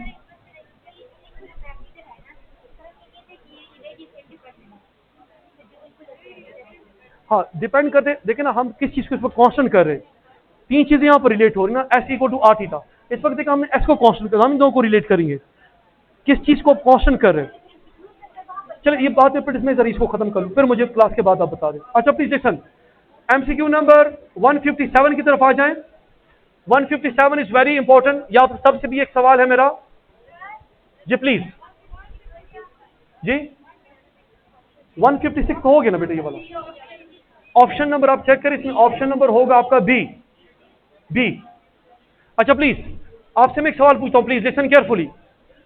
देखिए ट्रैक्टर के फ्रंट और रियर व्हील होते हैं, ट्रैक्टर के front end rear wheels, tractor move करता है, सुने प्लीज। ट्रैक्टर का फ्रंट और रियर व्हील जो है ये दोनों कनेक्टेड बॉडीज है। आप मुझे बताइए कि किस व्हील के रोटेशन ज्यादा होंगे, फ्रंट के या रियर के, दोनों के सेम होंगे रोटेशन। देखिए ना अगर मैं इस पे ये क्वेश्चन अगर अप्लाई करना चाहूं, s equal to r theta, s equal to r theta, तो ट्रैक्टर के लिए कौन सी चीज सेम होगी, जी वेल्डन। देखिए ना, देखिए प्लीज, ट्रैक्टर में फ्रंट और रियर व्हील दोनों का आर क्या है, डिफरेंट है, एक का आर बड़ा है दूसरे का आर कम है, दोनों का एंगल भी सेम नहीं होगा, एंगल मीन रोटेशन, दोनों के रोटेशन भी सेम नहीं होगा। इसकी मिसाल ऐसी है ना कि फॉर एग्जांपल मैं हूं, मेरे साथ एक छोटा बच्चा वॉक कर रहा है, अगर मैं 1 स्टेप ले रहा हूं तो शायद वो बच्चा 3 स्टेप ले, मैं 4 स्टेप लूंगा वो 12 स्टेप लेगा। लेकिन इसका ये मतलब नहीं कि वो बच्चा तेज दौड़ रहा है, बच्चे और मेरे हम दोनों का डिस्टेंस क्या होगा, यानी जब ट्रैक्टर जाते तो उसका फ्रंट व्हील जो वो ज्यादा रोटेशन करता है, वो रोटेशन ज्यादा करेगा, रेयर व्हील जो पिछला टायर है वो कम रोटेशन करेगा। लेकिन इसका ये मतलब नहीं कि जो अगला वाला टायर है वो ज्यादा, नहीं दोनों तो साथ जाएंगे। ऐसा तो नहीं कि एक जनाब अशनगरी तक पहुंच गया और दूसरा इधर अभी इस्लामिया कॉलेज के पास, ऐसा नहीं होगा। दोनों साथ, तो इसमें एस क्या होगा, एस कांस्टेंट होगा। तो ये आपका सवाल है, बिल्कुल ठीक कह रहे हैं आप लोग। तो देखिए 157 में आपका सी ऑप्शन है कि इनका जो लीनियर डिस्प्लेसमेंट होगा वो क्या होगा, सेम होगा। गुड। फिर 158 पे आ जाए। 158 इनका क्या होगा, एस सेम होगा, डिस्प्लेसमेंट लीनियर डिस्प्लेसमेंट सेम होगा। 158 में है कि एंगुलर वेलोसिटी इन रेडियन पर सेकंड। अच्छा इसमें जरा करेक्शन कर दें, इट्स नॉट रेडियन पर सेकंड, इट्स रेडियन पर मिनट है। इट्स नॉट रेडियन पर सेकंड, इट्स रेडियन पर, इसमें करेक्शन कर दे कि एंगुलर वेलोसिटी मिनट हैंड के, देखिए ना रेडियन पर मिनट में मिनट हैंड का बताया, देखिए ना ओमेगा। प्लीज सुने जरा, प्लीज, आपने लीनियर और एंगुलर का रिलेशन पढ़ा होगा। हम वेलोसिटी पर the rate of change of linear displacement is called linear velocity, याद है आपको। एंड एंगुलर हम क्या करेंगे, rate of change of angular displacement is called angular velocity, ये कहेंगे। एक रोटेशन के लिए थीटा किसके बराबर होगा, 2 पाई। अब मिनट हैंड का टाइम पीरियड क्या होगा, 60 मिनट्स होगा, डिवाइड बाय 60 कर दे, डिवाइड बाय 60। तो डिवाइड करें आंसर क्या होगा, पाई डिवाइड बाय 30। लेकिन इट्स ओनली 2 फॉर रेड पर मिनट होगा। अगर रेड पर सेकंड होगा तो फिर क्या होगा, ये होगा रेड पर मिनट। और इसको अगर सेकंड के लिए करेंगे तो ये होगा पाई 30। मिनट किसके बराबर है, तो ये रेड पर सेकंड फिर हो जाएगा। तो that's become 1800, pi divide bye 1800 हो जाएगा। That's your answer. I think you understand. और आपने आई होप करेक्ट भी कर दिया। क्यों परेशान बैठी हो, समझ आ गया आपको, आ गया, आ गया समझ के नहीं। अच्छा गुड। अच्छा नेक्स्ट वन प्लीज, जी प्लीज। थोड़ा सा रेस्ट करेंगे आप लोग, चलिए थोड़ा सा टाइम है बस, मुझे खत्म करने दे, ठीक है बेटा। अच्छा please next one. Next MCQ आपका है कि 159 में आपका है the angular displacement velocity, angular velocity and angular acceleration are always along the direction of. सुने प्लीज, प्लीज सुने। आप लोगों ने चैप्टर नंबर 5 में पढ़ा होगा कि जो एंगुलर कोऑर्डिनेट्स होती है according to right hand rule, इनकी डायरेक्शन क्या होती है, along the axis of rotation होती है। देखिए ना, अगर ये फॉर एग्जांपल एक व्हील है, इट्स रोटेटिंग ईदर क्लॉकवाइज और एंटी क्लॉकवाइज, जैसे भी मूव करे, this is what we call axis of rotation. इसको हम क्या कहते हैं, एग्जैक्टली। तो देखिए अगर एक बॉडी चाहे वो क्लॉकवाइज एंटी क्लॉकवाइज मूव करे या क्लॉकवाइज मूव करे, इनकी जो एंगुलर डिस्प्लेसमेंट है, एंगुलर वेलोसिटी है, इन सब के देखिए ना थीटा, ओमेगा और अल्फा, इनके डायरेक्शन क्या होंगे, along the axis of rotation होते हैं हमेशा। तो दैट इज द आंसर। 160 आप चेक करें। 160 में आपको गिवन है कि एक व्हील है जिसका रेडियस गिवन है और ओमेगा भी आपको गिवन है। देखिए रेडियस गिवन है 0.2 मीटर और ओमेगा गिवन है that is 60 revolution per minute, 60 revolution per minute. You are asked how much distance is travel in 6 seconds. आपको टाइम भी गिवन है 6 second and you are asked for the distance, s is equal to vt। Have you seen this equation. लेकिन इसमें हमारे पास v नहीं है, हमारे पास एक टाइम है लेकिन v नहीं है। We know v is equal to r omega, we know v is equal to r किसके बराबर है, 0.2। ओमेगा किसके बराबर है, देखिए 60 रिवोल्यूशन, 1 रिवोल्यूशन किसके बराबर, 2 पाई रेडियन, 60 मिनट तो 60 सेकंड, ये दोनों कट जाएंगे, that just become 2 pi right पर सेकंड हो जाएगा। तो पुट इट हियर, ये हो जाएगा, इन दोनों को मल्टीप्लाई करिए क्या हो जाएगा, 0.4 पाई मल्टीप्लाई 6 कर दे, इनको मल्टीप्लाई करिए बिकम 6 4 से क्या होते हैं 24, so it become 2.4 pi meter. That's the answer. I think so. You understand? देखिए दोबारा देखें, R given है, ओमेगा गिवन है, टाइम गिवन है, S आपसे पूछ रहा है।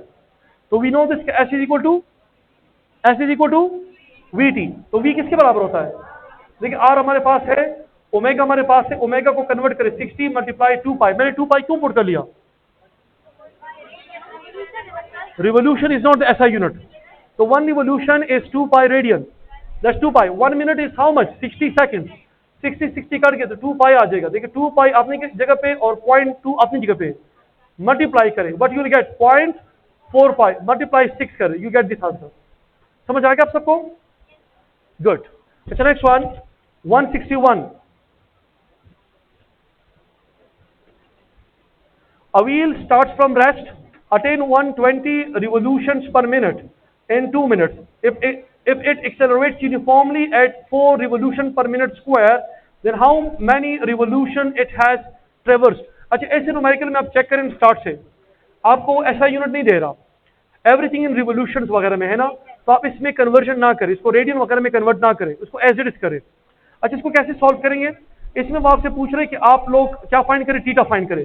देखिए एक बात नोट करें, जो चीजें आप लोगों ने आप लोगों ने काइनेमेटिक्स चैप्टर नंबर 2, 3 में जो पढ़े, इसको आप चैप्टर नंबर 5 में कन्वर्ट कर सकते हैं। फॉर एग्जांपल देखिए, जब आप डिस्प्लेसमेंट की बात करते हैं, तो डिस्प्लेसमेंट में अगर टाइम गिवन है, टाइम, तो आप किसी क्वेश्चन को यूज करें, गुड। और अगर टाइम गिवन नहीं है तो किसी क्वेश्चन को यूज करें, थर्ड को यूज करें। इसी क्वेश्चन को आप पूरा पढ़े, इसमें टाइम का जिक्र भी है, लेकिन आप टाइम को इसमें छोड़ दें, गो फॉर द थर्ड इक्वेशन और आप इसको सॉल्व कर दें, आप इसको इजीली सॉल्व कर सकते हैं। देखिए थर्ड इक्वेशन को आप यहां पर यूज कर दें। थर्ड इक्वेशन आपका क्या होता है, 2as is equal to V S square minus, इसको कन्वर्ट कर एंगुलर फॉर्म में, तो 2a की जगह क्या आएगा, alpha theta omega F square minus omega I square. The body starting from rest, तो वी आई क्या हो जाएगा, तो ओमेगा आई 0 हो जाएगा। आप इसमें थीटा फाइंड करना है, तो theta is equal to what, omega square divide by 2 alpha. अच्छा, ओमेगा आपको गिवन है, 2 भी गिवन है, अल्फा भी है, just put the values, do it. Omega किसके बराबर है शाबाश मुझे बताएं, 120 रिवोल्यूशन है, 120, तो स्क्वायर करें जरा, 120 मल्टीप्लाई 120, 2। अल्फा किसके बराबर है शाबाश बताएं, अल्फा बराबर है 4 के, गुड शाबाश। चल इसकी कटिंग जरा कर लेते हैं, इसको डिवाइड करें, you get what, you get 30, फिर डिवाइड करें, यू गेट 15, 15 को इसके साथ मल्टीप्लाई करें, you get the answer. Theta के लिए आपका आंसर आ जाएगा, तो आप इसको मल्टीप्लाई करें, आई होप सो आपका आंसर आएगा अराउंड अबाउट 1800। आप मल्टीप्लाई करें, your answer will be about 1800 revolutions. Try करें इसको, आपने सिर्फ 15 को मल्टीप्लाई करें with 120, you will be getting this answer, ठीक है ना, डू इट। अच्छा नेक्स्ट वन,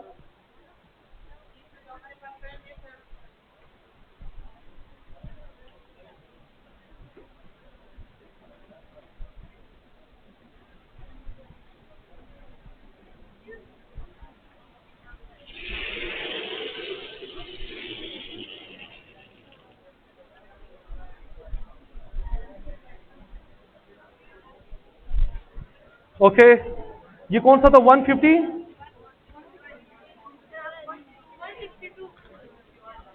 इट वाज 162।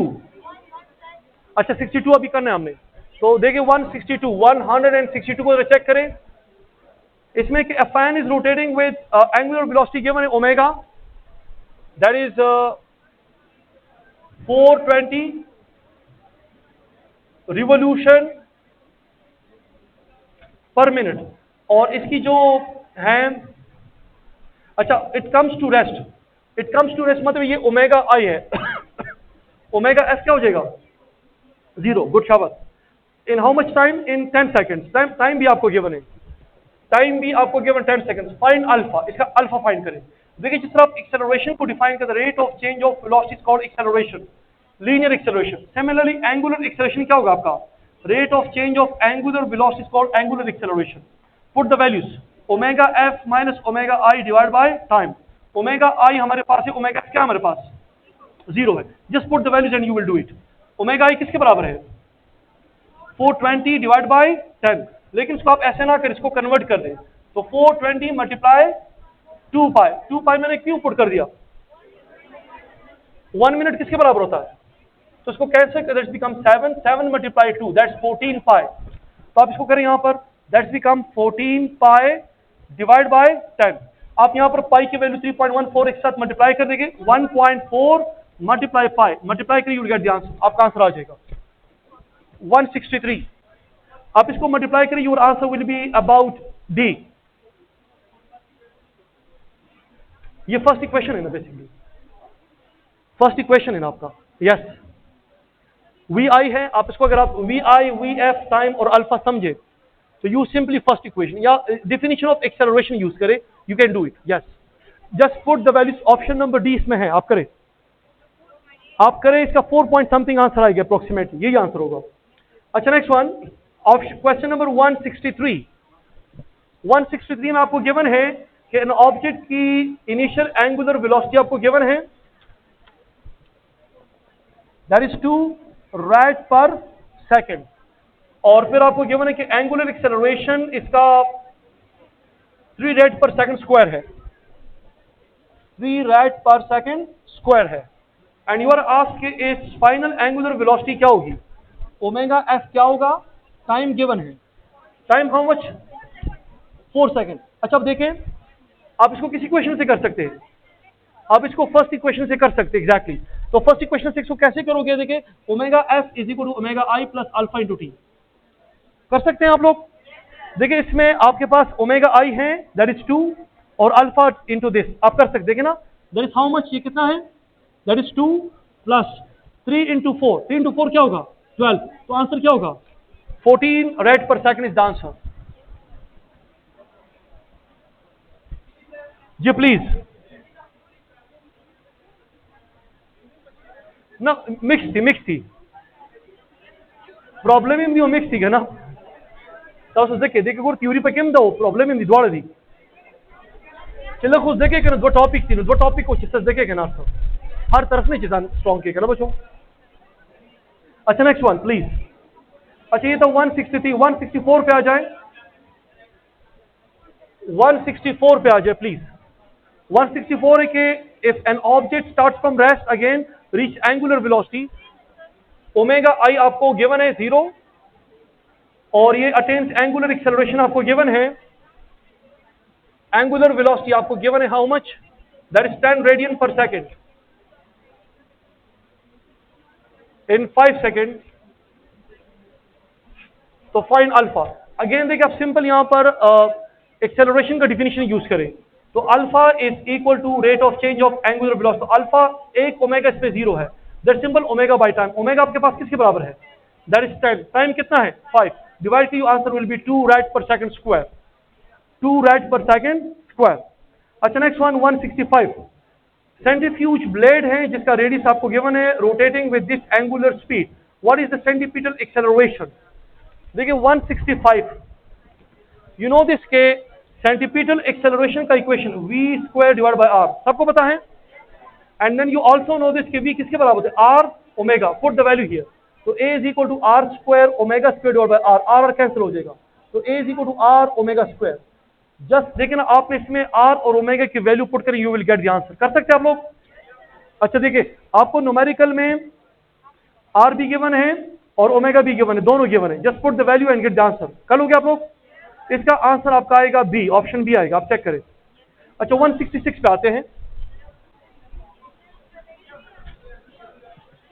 166 में a body rotating with centripetal acceleration this and tangential speed ये है, what is the angular velocity. सुने प्लीज, देखिए वी नो दिस के a is equal to r omega square, अब यहां पर हमने कहा a is equal to r omega square, लेकिन न्यूमेरिकल में आपको क्या गिवन है, न्यूमेरिकल में आपको v गिवन है और आपको a गिवन है, आपको v गिवन है a गिवन है, यू आर आस्क्ड ओमेगा, यहां पर v मौजूद है, तो आप क्या करें इसको, देखिए simple r omega into omega, r omega किसके बराबर होगा, गुड, तो ये कहना a is equal to v into omega, तो आपने अगर यहां पर अगर आपने ओमेगा फाइंड तो ओमेगा क्या होगा a divide by v, a आपको गिवन है और v भी आपको given, just divide you find omega. जी प्लीज 165 में आप सॉल्व करें ना, आप सॉल्व करें ना, मैं सॉल्व करूं, चले मैं सॉल्व 165 को मैं सॉल्व कर लेता हूं, ठीक है 165 ये है, इसको मैं सॉल्व कर लेता हूं। 165 को जरा चेक करें, a is equal to r omega square, r किसके बराबर है शाबाश बताएं मुझे, 0 पॉइंट, ओमेगा किसके बराबर है 6000 पर मिनट। अच्छा मिनट को कन्वर्ट करें क्या हो जाएगा, रिवोल्यूशन किसके बराबर हो जाएगा, अब स्क्वायर ले ले, ये हो जाएगा, 0 को 0 के साथ कैंसिल कर सकता हूं, 6 को कैसे बिकम 100, इट्स 0.1, 100 का स्क्वायर क्या होगा, इट बिकम 4 zeros, 2 का स्क्वायर क्या होगा 4। अच्छा आपको पता है कि पाई का स्क्वायर अप्रोक्सीमेटली 10 के बराबर होता है, जहां पर पाई आ जाए ना पाई, तो पाई का square is approximately equal to 10, इसको अप्रोक्सीमेट करें तो मेक इट 10, इसको 10 कर दे, ये 10 हो जाएगा, 10 इस 0.1 को क्या कर देगा 1 कर देगा ना, ये 1 हो जाएगा, मल्टीप्लाई कर you get answer what, that is 40,000 something. तो ऑप्शन नंबर सी आएगा इसमें। तो मैंने क्या कहा था, I am sorry, option number C है, बिल्कुल ठीक है। वेल डन, चाह गए हो यार, देखे ना मैथमेटिशियन बैठे हुए हैं ना, वेल डन वेल डन।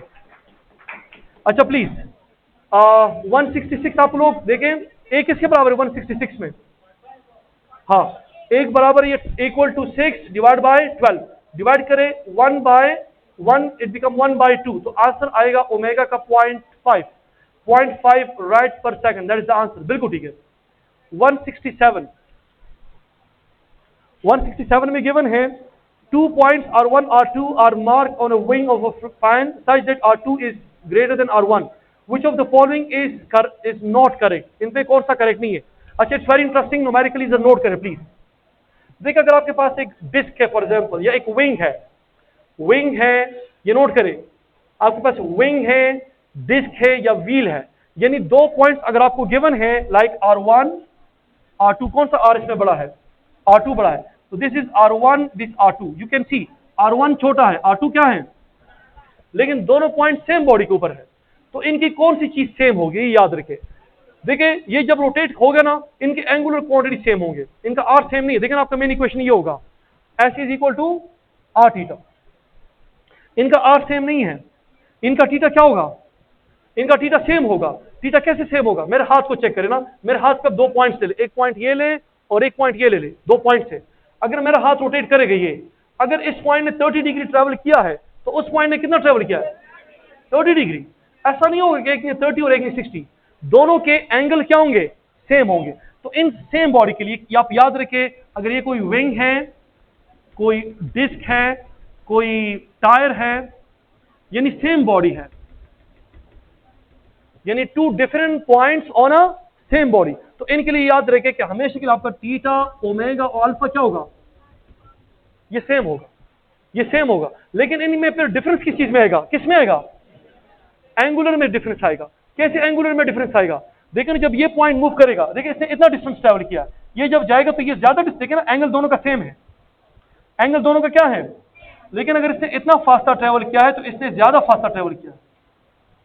आप समझ रहे हैं, जो पॉइंट सेंटर के जितना नजदीक होगा वो कम फास्टर ट्रैवल करेगा, जो जितना दूर होगा उसका फास्टर क्या होगा।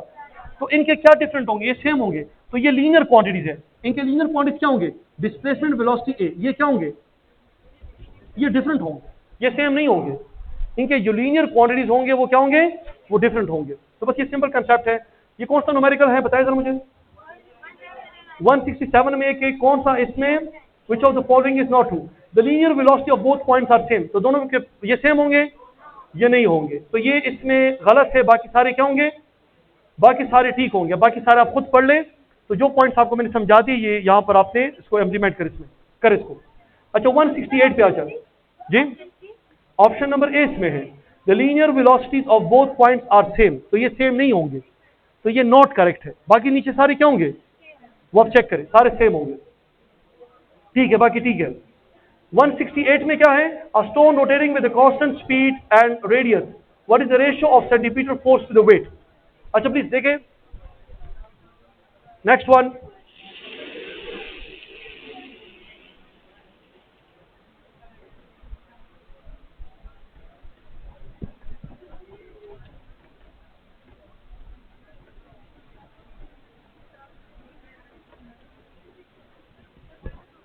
अच्छा देखिए सबसे पहले आपने यहां पर एक रेशियो फाइंड करना है, centimetre force to the weight. Centimetre force किसके बराबर होता है, mv² divide by r, and what is weight, good, mg। तो आप सिंपल इन दोनों को कैंसिल कर दें, तो आपके पास क्या आ जाएगा, v² divide by g into R, ये रेशियो होगा centimetre force to the weight. Just आप इसमें वैल्यूज पुट करनी है and you will get the answer. तो ये MCQ number 168 I think so. आप मुझे जरा वेलोसिटी बताएं, शाबाश कोई बंदा बताए मुझे वेलोसिटी। 12 इंटू 12 2 दफा लिख दे, क्यों, गुड शाबाश। और रेडियस कितना है, 4 है। ग्रेविटी कितना लूं, 10। 12 इंटू 12 स्क्वायर कितना होता है, यस जरा आसान कर ले जरा, इसको कैंसिल कर, you will gate 3 here, 3 multiply here this 36, 36 divide by this, तो 3.6 इज योर आंसर। अच्छा नेक्स्ट वन 169, फिर सवाल ये कि एक stone of mass is rotating in a vertical circle of radius this with speed this, what is the tension in the string at the bottom. अच्छा आपने देखे सेंटीमीटर फोर्स के न्यूमेरिकल में ये बड़ा इंपॉर्टेंट सवाल है कि जब एक बॉडी बॉटम पे जाएगी, बॉटम पे वर्टिकल सर्कल में 160 नंबर 69, अगर एक बॉडी वर्टिकल सर्कल में रोटेट करे तो बॉटम पे उसकी टेंशन की वैल्यू क्या होगी? एग्जैक्टली तो टेंशन की वैल्यू क्या होती है? M we square divide by R plus weight, ये होती है, याद आपको। और अगर ये टॉप पे होगा, टॉप पे, तो फिर इन दोनों को क्या करेंगे? फिर माइनस करेंगे, ये फर्क होगा। गुड। तो आप देखें आपको हर चीज गिवन है, आपसे वो टेंशन पूछ रहा है मेरे ख्याल में कि आप क्या फाइंड करें? आप टेंशन फाइंड करें। It is 169। इसमें आप सिर्फ वैल्यूज पुट कर शाबाश आप मुझे बताएं, मैं सॉल्व कर लेता हूं। मास कितना है? 0.2 है। वेलोसिटी कितनी है? 4 स्क्वायर कितना होगा? आर कितना है? 4 है। मास कितना है? 0.2 मल्टीप्लाई 10, इसको सॉल्व करें, this become what? 4 it become 0.8, दोनों को करें become 2, that's 2.8 newton, that is the tension. Option number B. अच्छा 170 की तरफ आ जाएं। A body is rotating horizontally in a clockwise direction with increasing speed. अब देखें ना, जो दोस्त कह रहे थे कि जरा थ्योरी होनी चाहिए, अब ये थ्योरी है। जरा दो टॉपिक थे तो इसमें मैथ्स और थ्योरी दोनों है, तो जाहिर बात है इतना पूरा पेपर बनेगा तो कुछ तो डालना होगा ना। अच्छा ठीक है, अब जरा ये आप जरा करें, देखिए ये बात आप याद रखें कि आपके साथ जब भी रोटेशन हो, जब भी रोटेशन आपके पास हो, बॉडी रोटेट कर रही हो, तो you must be very careful about the speed, कि इसकी स्पीड कांस्टेंट है, इसकी स्पीड इंक्रीजिंग है या इसकी स्पीड डिक्रीजिंग है। हर एक के लिए सिनेरियो क्या होगा? चेंज होगा। You understand? अब इस न्यूमेरिकल में आपको कह रहा है कि आपके साथ एक बॉडी हॉरिजॉन्टल डायरेक्शन, देखिए ये वर्टिकल सर्कल है, ये वर्टिकल है, और ये क्या है? सीलिंग फैन जो होता है ये आपका हॉरिजॉन्टल सर्कल बनाता है। तो हॉरिजॉन्टल सर्कल अगर बनाएंगे तो फिर दो किस्म के सर्कल बनेंगे, क्लॉकवाइज एंड क्लॉकवाइज क्या? घड़ी की डायरेक्शन में। तो अकॉर्डिंग टू राइट, अगर ये क्लॉकवाइज है अकॉर्डिंग टू राइट हैंड, तो आपके जो एंगुलर कोण वो किस तरफ होंगे? डाउनवर्ड होंगे। लेकिन ये बात याद रखिए प्लीज, ये जरा याद रखिए, अगर हम स्पीड की बात करेंगे, अगर हमारे पास स्पीड इंक्रीजिंग है, स्पीड क्या है? इंक्रीजिंग है, और ये आपके साथ क्या है? क्लॉकवाइज है। क्या है? क्लॉकवाइज है। तो आप यहां पर ये कह सकते हैं कि आप अगर आपके पास इस वक्त जो एंगुलर क्वांटिटीज है, for example theta, omega and alpha, इन सब के डायरेक्शन क्या होंगे? ये डाउनवर्ड होंगे। आप लिख सकते हैं कि आपके साथ ये होगा इस तरह कि आपके साथ थीटा, ओमेगा और अल्फा ये सारे क्या होंगे? एग्जैक्टली ये सारे डाउनवर्ड होंगे। जी प्लीज। अल्फा का क्या? नहीं, सवाल में आपको गिवन है ना, सवाल जरा पढ़े जरा। सवाल में वेरी क्लियरली गिवन है कि अ body is rotating horizontal in clockwise direction with increasing speed, which of the following is correct. तो इसमें आपका option number angular acceleration is downward, ये सारे क्या है? डाउनवर्ड होंगे, ठीक है ना। अच्छा please next one. A body is rotating horizontal in clockwise direction with decreasing speed. अब अगर ये स्पीड अगर डिक्रीजिंग हो, ये तो नोट करें, अगर ये डिक्रीजिंग है तो फिर देखें ना, फिर आपका जो अल्फा होगा, अल्फा ये नोट करें, अगर ये इस तरह हो ना तो फिर ये होगा। इस वक्त भी आपका जो आप कह सकते हैं कि आपका जो थीटा है, ओमेगा जो है, और आपके जो एंगुलर मोमेंट ये डाउनवर्ड होंगे, ये डाउनवर्ड होंगे। लेकिन ये एंगुलर मोमेंट एग्जैक्ट आपका जो अल्फा होगा, आपका जो angular change in angular momentum होगा ये आपके साथ, और चेंज इन एंगुलर वेलोसिटी ये सारे अपवर्ड होंगे। देखिए इसकी मिसाल ऐसी है ना कि आप जब गाड़ी चला रहे होते हैं, अगर आप गाड़ी चला रहे, अगर आप इस तरफ जा रहे टुवर्ड ईस्ट जा रहे, और अगर आप स्पीड अप कर रहे तो आपका डिस्प्लेसमेंट, वेलोसिटी, एक्सेलरेशन सारे सेम डायरेक्शन होंगे। लेकिन अगर आप ईस्ट की तरफ जा रहे, आपने ब्रेक लगा दी, तो स्टिल डिस्प्लेसमेंट आगे होगा, वेलोसिटी आगे होगी, लेकिन एक्सेलरेशन किस तरफ होगा? चेंज इन वेलोसिटी पीछे की तरफ होगी, चेंज इन मोमेंटम पीछे की तरफ होगा। तो इस वक्त डिक्रीजिंग में क्या होगा? ये सारी चीजें क्या होगी? ये डाउन, ये इसके अपोजिट, अगर ये डाउनवर्ड है तो ये किस तरफ हो जाएंगे? हाँ, क्योंकि यहां पर बॉडी क्या होगी? स्लो डाउन होगी। तो इसका ऑप्शन फिर ये है। ये कौन सा क्वेश्चन था? 171 था। गुड। 170 एंड 171 दोनों हो गए। तो एक में डाउनवर्ड, दूसरे में क्या होगा? अपवर्ड होगा। अच्छा next one 172। A body is rotating horizontal in clockwise direction with a constant speed. अब अगर देखिए स्पीड कांस्टेंट हो, देखिए अगर स्पीड कांस्टेंट हो जाए तो ये याद रखें, अगर ये यही डायरेक्शन है तो ये तीनों थीटा, ओमेगा और एन ये सारे डाउनवर्ड होंगे। लेकिन alpha, change in angular momentum and change in angular velocity सारे क्या होंगे? जीरो होंगे। ये नहीं होंगे। जिस तरह आप कहते हैं ना कि अ body is moving with uniform speed, तो उस वक्त उसमें एक्सेलरेशन क्या होता है? जीरो। फोर्स क्या होता है? जीरो। नेट फोर्स क्या होगा? जीरो होगा। चेंज इन वेलोसिटी क्या होगी? Zero. Change in momentum zero होगा। मोमेंटम तो होगा लेकिन चेंज इन मोमेंटम क्या होगा? जीरो होगा। तो ये सारी क्वांटिटी क्या हो जाएगी? जीरो होगी।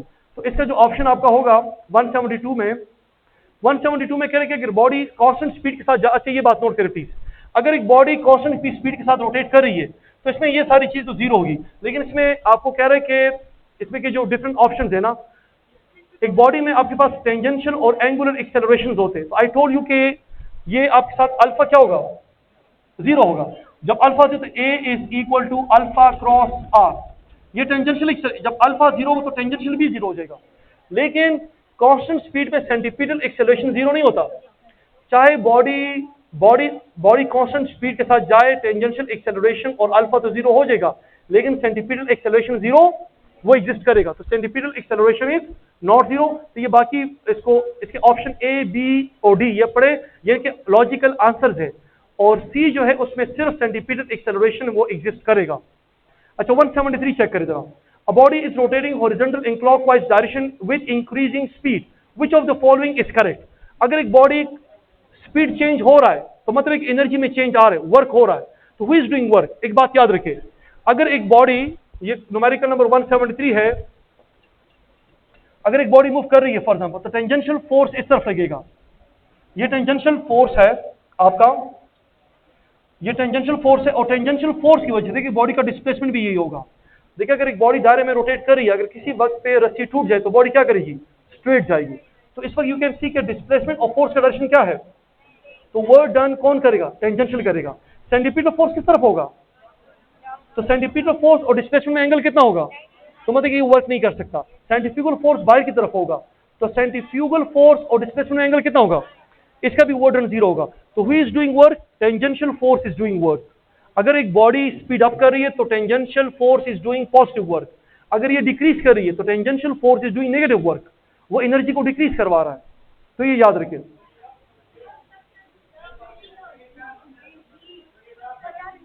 One 73, the work done by tangential force.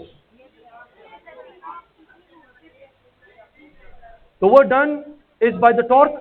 The torque does not do work here. Force की बात हम सिंपल कर रहे हैं ना. We are talking about torque क्या हो, तो वो डिस्प्लेसमेंट के साथ, अगर torque is not a force simple, वो तो एंगुलर फोर्स है ना. अगर बॉडी यूं रोटेट करे तो डिस्प्लेसमेंट ये है, torque is here, torque is here. देखिए वर्क के लिए क्या जरूरी है? The force must act, the displacement should be travel in the direction of force. तो ये आपका जो फोर्स है, tangential force is responsible for the work done. ये याद रखिए, ठीक है ना. अब टाइम कम है, ये एक डिटेल टॉपिक, इस पे हम बात करें, लेकिन टाइम शॉर्ट, तो ये बाकी इसके जो ऑप्शंस को आप सीख ले. अच्छा next numerical is very interesting. 174. A monkey of mass 10 kg is swinging on a rope of 4 meter having breaking strength of 190 Newton. What is the safe limit of swinging speed? देख अभी हमने यहाँ पर बात की 169 नंबर MCQ में, इसमें हमने ये बात की कि अगर बॉडी वर्टिकल सर्कल में रोटेट करेगी तो टेंशन कहाँ पर मैक्सिमम होगा? तो इसी मतलब अगर ये रस्सी टूटेगी तो ये बॉटम पे इसके टूटने का चांस ज्यादा होगा. टेंशन का मतलब क्या होता है? Force on a string. तो सबसे ज्यादा फोर्स स्ट्रिंग किस वक्त फील करेगी? जब मोंकी कहां पर होगी? बॉटम पर होगी. तो वो कह रहे हैं कि आप उसकी स्पीड बताएं. स्पीड की लिमिट क्या है? यहां से मैं स्पीड कैसे फाइंड करूंगा? चेक करें जरा प्लीज, चेक करें जरा. देखिए टेंशन, वेट है ना, वेट को माइनस कर दे, mg को माइनस कर दे, ये हो जाएगा mv² डिवाइड बाय r. यहां पर r को मल्टीप्लाई करें और m को क्या करे? डिवाइड करे. तो v का फिर अंडर द रूट ले. अब इसमें सिर्फ वैल्यूज पुट करें. So v is equal to r किसके बराबर है? शाबाश बताएं मुझे. r किसके बराबर है? 4. मास किसके बराबर है? 10 के बराबर. गुड. टेंशन किसके बराबर है? मास किसके बराबर है? 10 मल्टीप्लाई 10, दिस बिकम 100. गुड. अब मुझे पता है 190 माइनस 100 क्या होगा? गुड, 90. इसको जरा डिवाइड करें. मास 10 है यहां पर. अच्छा इसको डिवाइड कर दो, देखिए प्लीज. दैट बिकम 4 बाई 10, और यहां पर 190 माइनस 100 बिकम 90. 0 इसके साथ कैंसिल हो जाएगा. 6 9 का क्या होगा? 36 होगा. 36 अंडर द रूट क्या होगा? तो speed is 6 metre per second. यहां से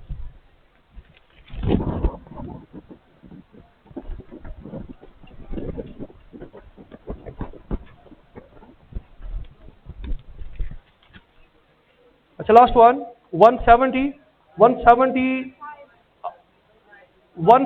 a body is rotating horizontally in clockwise direction with increasing speed. Which of the following is? Sorry यार, ये कौन सा था? ये 174 था. I'm sorry. Next हमने 175 करना है. Yes. A body is rotating in a circle of 2 meter with a constant speed. It completes one rotation in 2 seconds. So the approximate centripetal acceleration क्या होगा? देखिए centripetal acceleration क्या होगा? A is equal to R omega square है ना. Omega जब आपको time period given हो तो ओमेगा क्या होता है हमारे पास? 2 पाई डिवाइड बाय टाइम. यहाँ पर स्क्वायर पुट करें तो A is equal to R, इसका स्क्वायर करें 4 pi square divide bye T square. R किसके बराबर है? शाबाश बताएं. That is 2 meter. Good. 4 अपनी जगह पे I told you कि पाई स्क्वायर किसके बराबर होगा? 10 के. और the body complete one rotation in how much time? Mean that is the time period. तो 2 स्क्वायर क्या होगा? तो 4 कैंसिल हो जाएगा. The answer is how much? That is 20 meter per second square is the answer. अच्छा, the last one, that is 176. इसमें given है कि 8 मीटर लॉन्ग रोड है, मतलब ये रेडियस बता रहा है. रेडियस आपको गिवन है 8 मीटर और rotating with centripetal acceleration given है, that is 2 metre per second square. Next one is what is the time period of the motion. Time period find करें. देखिए ऊपर आपने जो ये इक्वेशन यूज किया है, ये इक्वेशन आप यहां से टाइम पीरियड फाइंड करें तो कैसे फाइंड करूं? देखिए टाइम पीरियड ऊपर चला जाएगा, T square R 4 pi square, एक उन्हीं से लेकर आए. समझ आपको आ रहा है? अब यहां पर टाइम पीरियड के ऊपर स्क्वायर है, दोनों साइड पे क्या ले? Under the time period is equal to, देखिए 4 बाहर आ जाएगा, 2 हो जाएगा, पाई स्क्वायर ये पाई हो जाएगा, under the root r by a हो जाएगा. देखिए जिस तरह आप लोग पेंडुलम में देखते हैं ना, पेंडुलम कि time period is equal 2 pi under the root l by g. तो यहां पर एल की जगह क्या है? आर है, और जी की जगह क्या है? तब इसको डायरेक्ट भी लिख सकते हैं अगर आपको थोड़ा सा टाइम पीरियड का के बारे में पता हो. Just put the value here. Time period is equal 2 pi, R किसके बराबर है? शाबाश बताएं. That is 8. एक्सेलरेशन किसके बराबर है? 2 डिवाइड कर क्या बनेगा? 4 अंडर द रूट क्या होगा? तो 2 पाई multiply 2, that become 4 pi second. That's the end of the lecture. I think सो आपको समझ आ गया होगा. किसी को प्रॉब्लम है तो मैं बाहर वेट कर सकता हूँ, आप 5-10 मिनट में आप आके डिस्कस कर सकते हैं. Thank you for listening and your patience. Thank you.